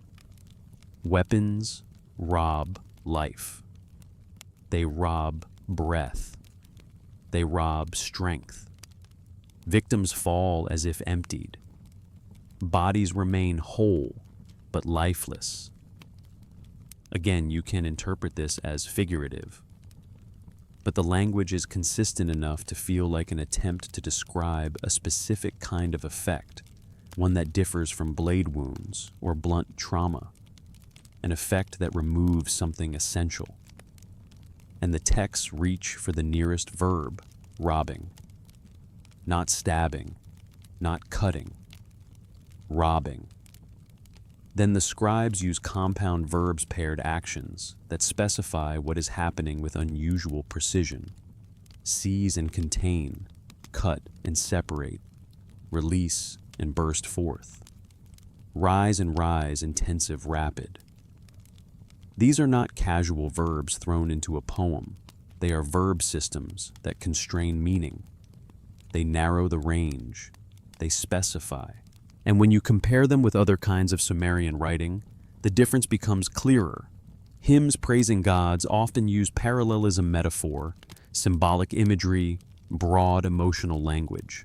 Royal inscriptions describing human war often use straightforward narrative: marched, fought, defeated, plundered. But divine weapon texts often do neither. They repeatedly return to procedural sequencing: authorization, preparation, activation, positioning, deployment, effect, return, deactivation, storage. And that sequence appears across texts: Ninurta's weapons, Marduk's battle plan, Era's 7 Anzus, compromised authority, the flood's release, and its promise of restraint. Again and again, a grammar of process. It's worth sitting with what that implies without rushing to certainty. Because a culture can write procedurally for many reasons. It can write procedurally because it is documenting what it believes happened. It can write procedurally because it is preserving ritual correctness. It can write procedurally because tradition demands stable phrasing. It can write procedurally because the form itself has become sacred, copied exactly even when meaning is obscure. All of these are possible, but the procedural voice remains. And the original script you brought into this investigation even notes that scholars have observed something like this. Weapon texts contain vocabulary not commonly used in texts describing human warfare, verb forms, emphasizing autonomous action terminology, specifying precision and control grammatical constructions that resemble technical specification. And that observation returns us slowly, inevitably, to the same question we've been circling since the beginning. If these texts are purely mythological, why develop specialized technical vocabulary? Why preserve procedural structures so consistently across centuries? Why write like a manual inside a myth? And if the texts are preserving operational information, however degraded, however mythologized, then the language begins to make sense as preservation rather than embellishment. Not proof, not certainty, but a coherent explanation for why the voice sounds the way it does. And now, with that language in mind, the next step is to watch how it behaves inside a narrative that is not primarily about divine war at all. A narrative about mortality, friendship, limits, the epic of Gilgamesh. Because within that epic, there is an episode that reads suddenly like a technical confrontation with layered defenses and countermeasures. The cedar forest, the guardian, the 7 terrors, the 13 winds, and the question becomes sharper again, not louder, but more precise. When the text describes those terrors, is it writing poetry, or is it writing procedure inside poetry? The Epic of Gilgamesh is not on its surface a text about weapons systems. It is about friendship, about pride, about loss, about a human being learning too late what it means to be mortal. That is the heart of it. And because that is the heart of it, the technical details can be easy to miss. They can look like ornament. They can feel like atmosphere. They can be taken as the expected language of myth.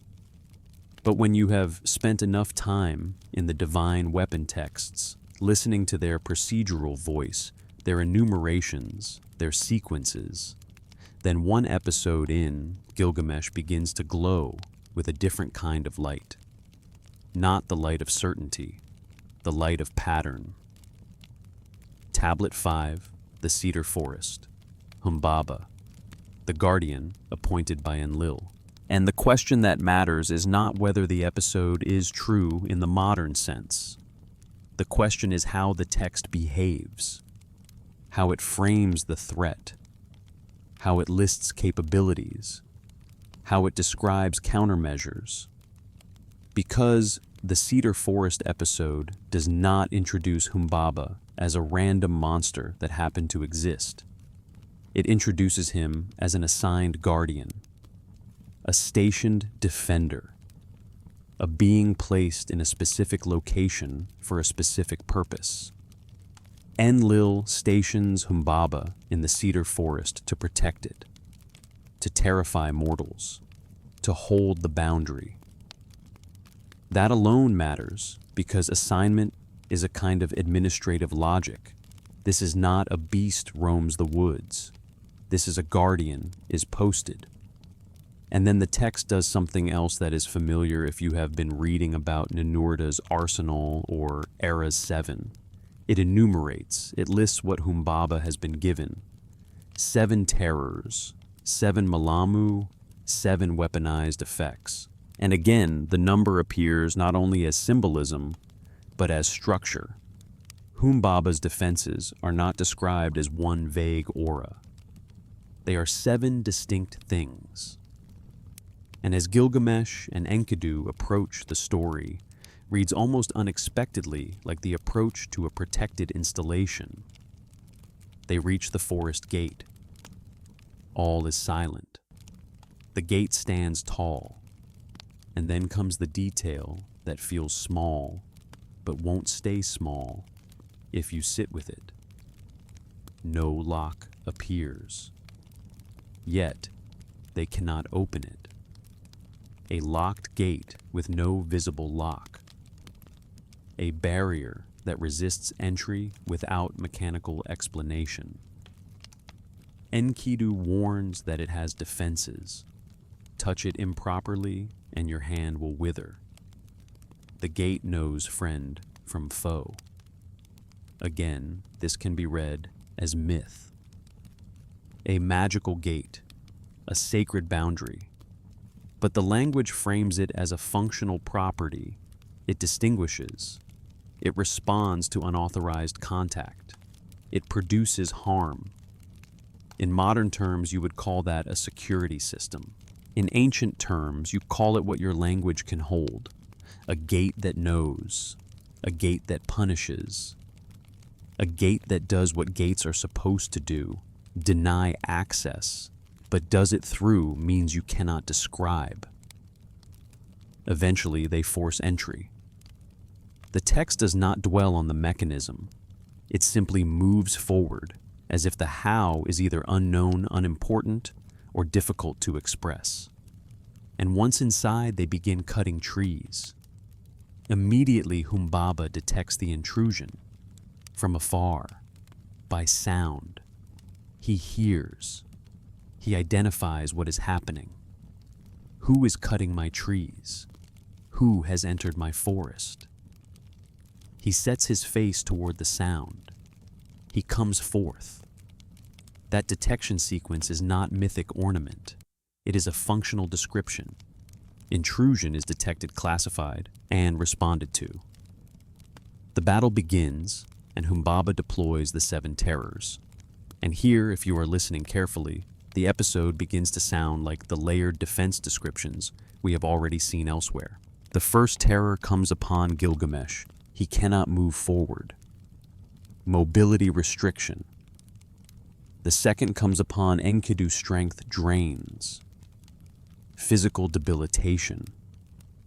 The third darkens the sky, visual disruption. The fourth shakes the ground, structural destabilization. The fifth brings a wind that burns the lungs, respiratory attack. The sixth causes confusion, psychological disruption. The seventh induces sleep incapacitation. 7 layers, 7 functions, each targeting a different aspect of combat capacity. And what is striking is not only that these effects are named, but that they are presented sequentially, as if describing a system cycling through measures. And then something else happens. Gilgamesh and Enkidu do not win by simply being heroic. They win because an ally intervenes. Shamash. And Shamash's intervention is described not as a single miracle, but as a set of countermeasures. 13 wins, named, enumerated, deployed, positioned. And the winds are not described vaguely as a storm. They are specified: north wind, south wind, east wind, west wind, blast, typhoon, sandstorm, freezing wind, scorching wind, demon wind, cloud wind, storm wind, dust wind. 13. And then the text describes how they are used. Shamash positions them around Humbaba, so he cannot move forward or back. They strike him. He cannot release his terrors. He cannot see. He cannot advance. His systems, his terrors are disrupted, neutralized, jammed, however you want to phrase it. The key point is that his defenses stop functioning, not because he is morally defeated, but because something interferes with their operation. And then only then do Gilgamesh and Enkidu prevail in direct combat. The text frames victory as contingent on the neutralization of the terrors. That sequence matters. Defense systems first, countermeasures second. Direct assault only after defenses are down. And this is where a modern reader can feel the strange tension. If the episode were only an adventure myth, it could have been written far more simply. Heroes fight monster. Heroes win. But instead, the text insists on specifying layered defenses and layered counters. It insists on operational structure. A newly published fragment in 2015, your original script notes. This adds even more explicitness. It describes the terrors in clearer functional terms, a net that captures movement, a pressure that crushes strength, a darkness that swallows light, a shaking that topples stability, a vapor that burns from within confusion, that scatters unity, a sleep from which none wake. And then it aligns winds to terrors. North wind disperses darkness. South wind lifts the net. East wind clears the vapor. West wind stops the shaking. Blast breaks pressure. Typhoon scatters confusion. A point-by-point negation. Not random. Not merely pretty. Structured. And then the episode gives us something even more revealing: the discussion after the battle. Humbaba offers to serve them, to give access, to teach secrets. But Enkidu argues for killing him, and the argument is pragmatic. If we leave him alive, the terrors may return. We do not know how to control them. We do not know how to deactivate them permanently. That line, whether we treat it as narrative logic or as an echo of something older, implies that the terrors are not merely his personality. They are systems he can reassert control over. Systems that can be reactivated. Systems whose shutdown procedures are not known to the intruders. And the solution is brutally to eliminate the operator, rather than gamble on unpredictable reactivation. They kill Humbaba. And then the text describes something that again echoes weapon narratives. They take trophies. They take his head. They take his terrors. They carry them from the forest. The terrors are portable. They can be removed from the installation. They can be taken. And later Gilgamesh attempts to present these captured terrors to Enlil.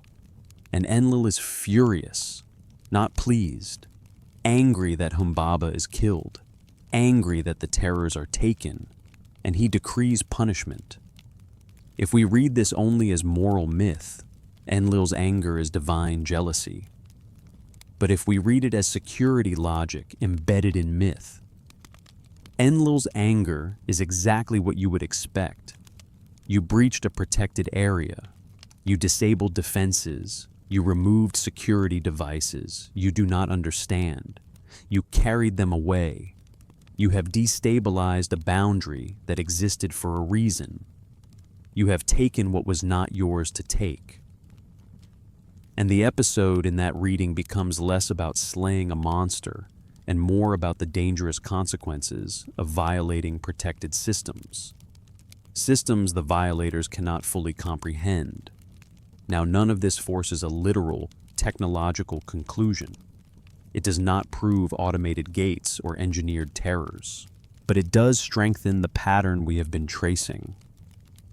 Enumeration, functional specification, operational sequencing, countermeasure alignment, portability of weapons, concern about reactivation, ignorance of control protocols, punishment framed as consequence of removing defenses.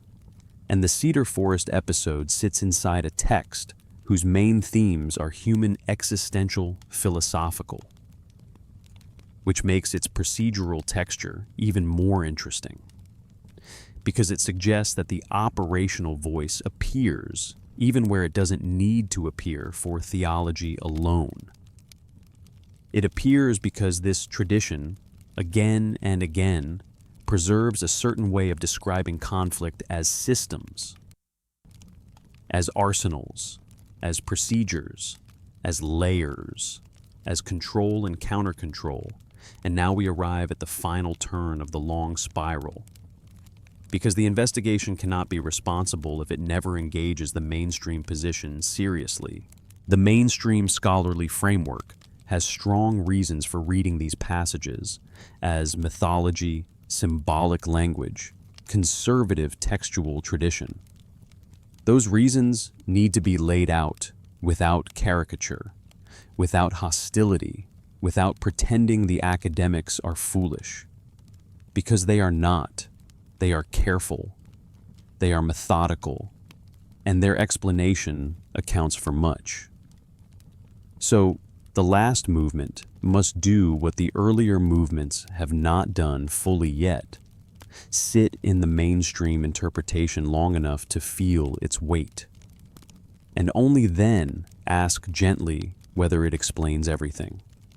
There is a moment in any investigation like this when you have to slow down even more. Not because you are running out of material, but because you are approaching the place where interpretation can become reckless, where pattern recognition can become obsession, where a question, because it is compelling, can begin to feel like an answer.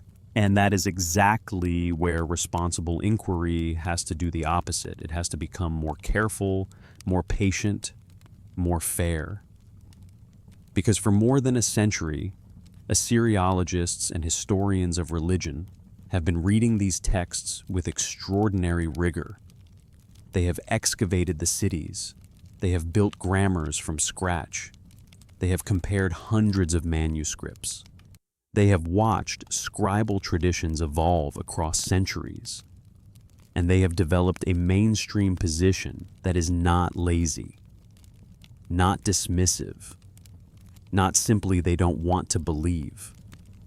A mainstream position that is methodologically grounded, that insists first on the most ordinary explanation: these texts are mythology. And we have to sit with why that interpretation has held for so long.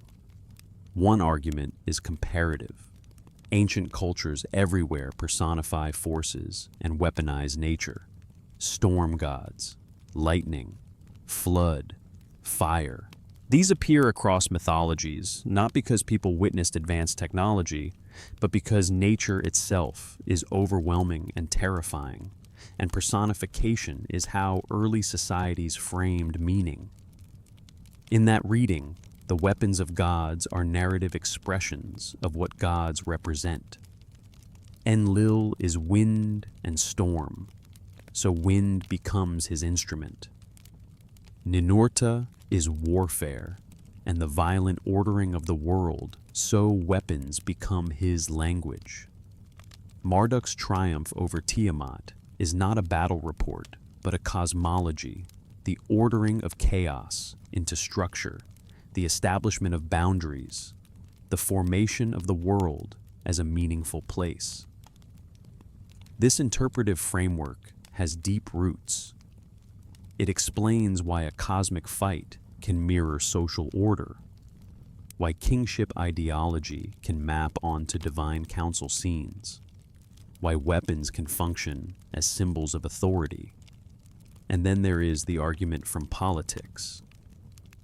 In Mesopotamia, kingship is inseparable from divine legitimacy.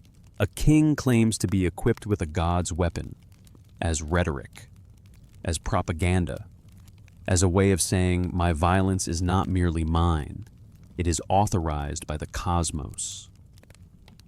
The weapon of Marduk becomes a metaphor for conquest. The radiance of a king becomes an aura of fear and power. In that reading, later inscriptions claiming possession of divine weapons are not inventory statements, but ideological claims. And those claims, we know, appear in many forms across empires. The ruler as chosen, the ruler as favored the ruler, as the executor of divine will. A third argument is linguistic. Words in these texts are flexible. Malamu can mean terrifying radiance, but it can also mean the awe of a god's presence, the majesty of a king, the dread felt before a temple. Abubu can mean flood, but it can also mean overwhelming force, a military onslaught, a metaphorical deluge of destruction. In poetry and ritual language is often deliberately multivalent, meant to carry emotional and symbolic resonance rather than narrow, technical specification. And scholars point out something else. Sumerian literature is highly formulaic. It repeats phrases. It preserves stock imagery. It copies traditional formulations with conservative fidelity. To a modern reader, that can look like technical consistency. But to a scribal culture, it can simply be tradition doing what tradition does, transmitting sacred phrasing accurately. Fourth, and perhaps most decisive for many scholars, is archaeology. Bronze Age Mesopotamia has left behind thousands upon thousands of artifacts. Weapons, tools, workshops, casting molds, arrowheads, spears, daggers, axes, siege equipment.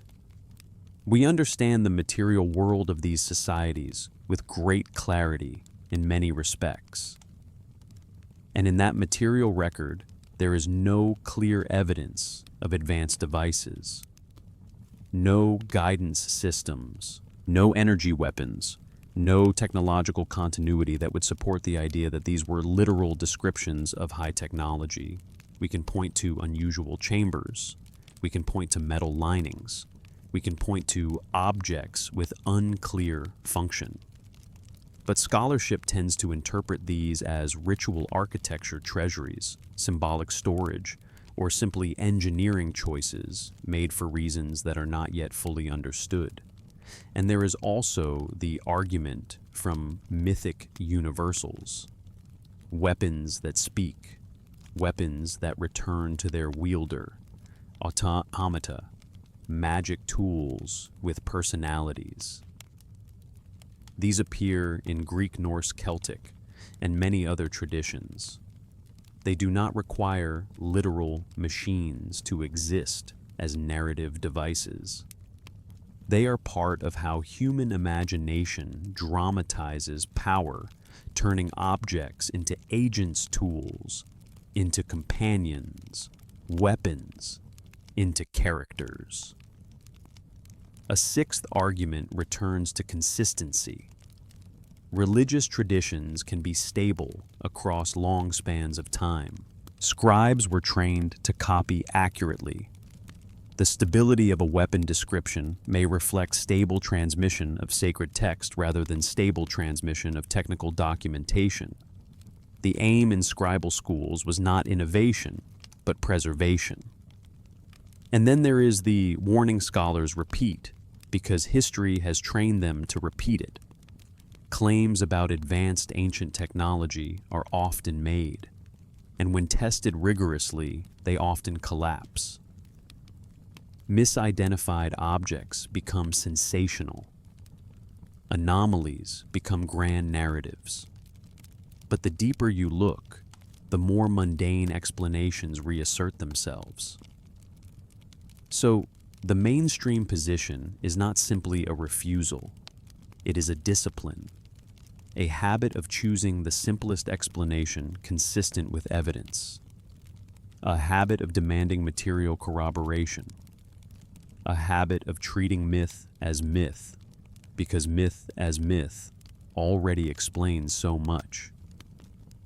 And an honest investigation has to admit this. These arguments are substantial. They are not easy to brush aside. They have weight, and they should. Because without that weight, any interpretation becomes license. Yet, even after granting all of this, the patterns remain. And that is the difficult part. Because if the mainstream position explains the whole, then every anomaly must be folded back into metaphor or formula. Procedural language becomes poetic flourish. Inventory language becomes symbolic bookkeeping. Containment architecture becomes ritual space. Deaths from mishandling become moral tales. Consistency becomes scribal conservatism. Autonomy becomes personification. Coordination becomes narrative drama. And maybe that is sufficient. Maybe it is, but the texts keep pressing. They keep returning to operational sequencing. They keep enumerating capabilities as if function matters.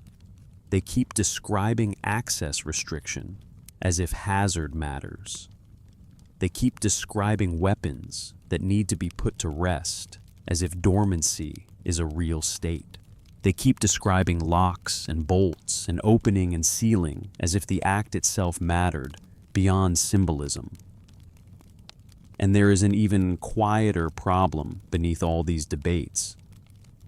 Sometimes the mainstream position is so good at explaining symbolism that it does not pause long enough to explain why the symbolism takes this specific form, why this density of procedural structure, why this persistent return to deployment and containment, why this repeated insistence on named systems with stable operational characteristics. Why do these stories again and again sound like manuals embedded in hymns? It is possible to answer, because scribes copy formulas. But that answer begins to feel incomplete when the formulas themselves are structured like operations. It becomes a second question rather than a closure. Why did the tradition choose operational form for its sacred formulas? Because if it is only metaphor, other metaphors were available. And if it is only theology, other poetic textures could have served. Yet the tradition keeps its lists, its sequences, its protocols, its warnings, its rooms sealed behind doors, its rituals not only of praise, but of restraint. And that returns us to the position your original script arrives at toward the end. We may never prove a single interpretation from texts alone. We may never settle whether these descriptions encode literal technology-degraded memory or ritualized metaphor. But we can do something else. We can honor the ambiguity honestly. We can say the mainstream position is strong, and still the procedural patterns deserve attention. We can say extraordinary claims require extraordinary evidence. And still these texts are unusually consistent in how they describe weapons. We can say archaeology has not yielded devices that match. And still temple inventories and sealed chambers suggest the culture treated divine weapons as tangible enough to manage carefully. And then we can return one last time to the simplest framing. The clay itself seems to ask of us not as a conclusion, but as a continuing question. In climate-controlled vaults, tablets rest. CBE's 10,673 in Philadelphia, fragments in London, copies in Oxford Corpora, thousands more unread, untranslated, or only partially understood. And the scribes who copied them sometimes left colophons that do not sound like triumph. They sound like anxiety. They sound like hope. Copied from ancient originals, original damaged, preserved what could be read. May the one who reads understand. May the knowledge not be lost. That is not the voice of a culture casually inventing fantasy. It is the voice of a culture that believed what it was preserving mattered, even when it did not fully understand why. And perhaps that is the most responsible endpoint we can reach, without forcing what the evidence cannot yet hold. Not certainty, not sensationalism, but respect for the texts, as careful preservation of something. Myth, memory, doctrine, warning, or layered meaning we have not fully recovered. The question remains in the clay. What were they trying to tell us? And the honest answer for now is that the tablets do not resolve it. They preserve it. They keep it alive. They pass it forward, so that each generation, ours included, can sit in the same quiet tension between metaphor and specification, between ritual and protocol, between story and procedure, between what we can explain and what still resists being explained away. And if that tension stays with you, if the patterns felt significant, if the ambiguity felt real, then the invitation is not to accept a conclusion, but to continue reading carefully, to stay slow, to stay rigorous, to let the questions breathe, and to remember that sometimes the most enduring thing an ancient civilization leaves behind is not an answer, but a carefully preserved mystery waiting for minds patient enough to treat it honestly.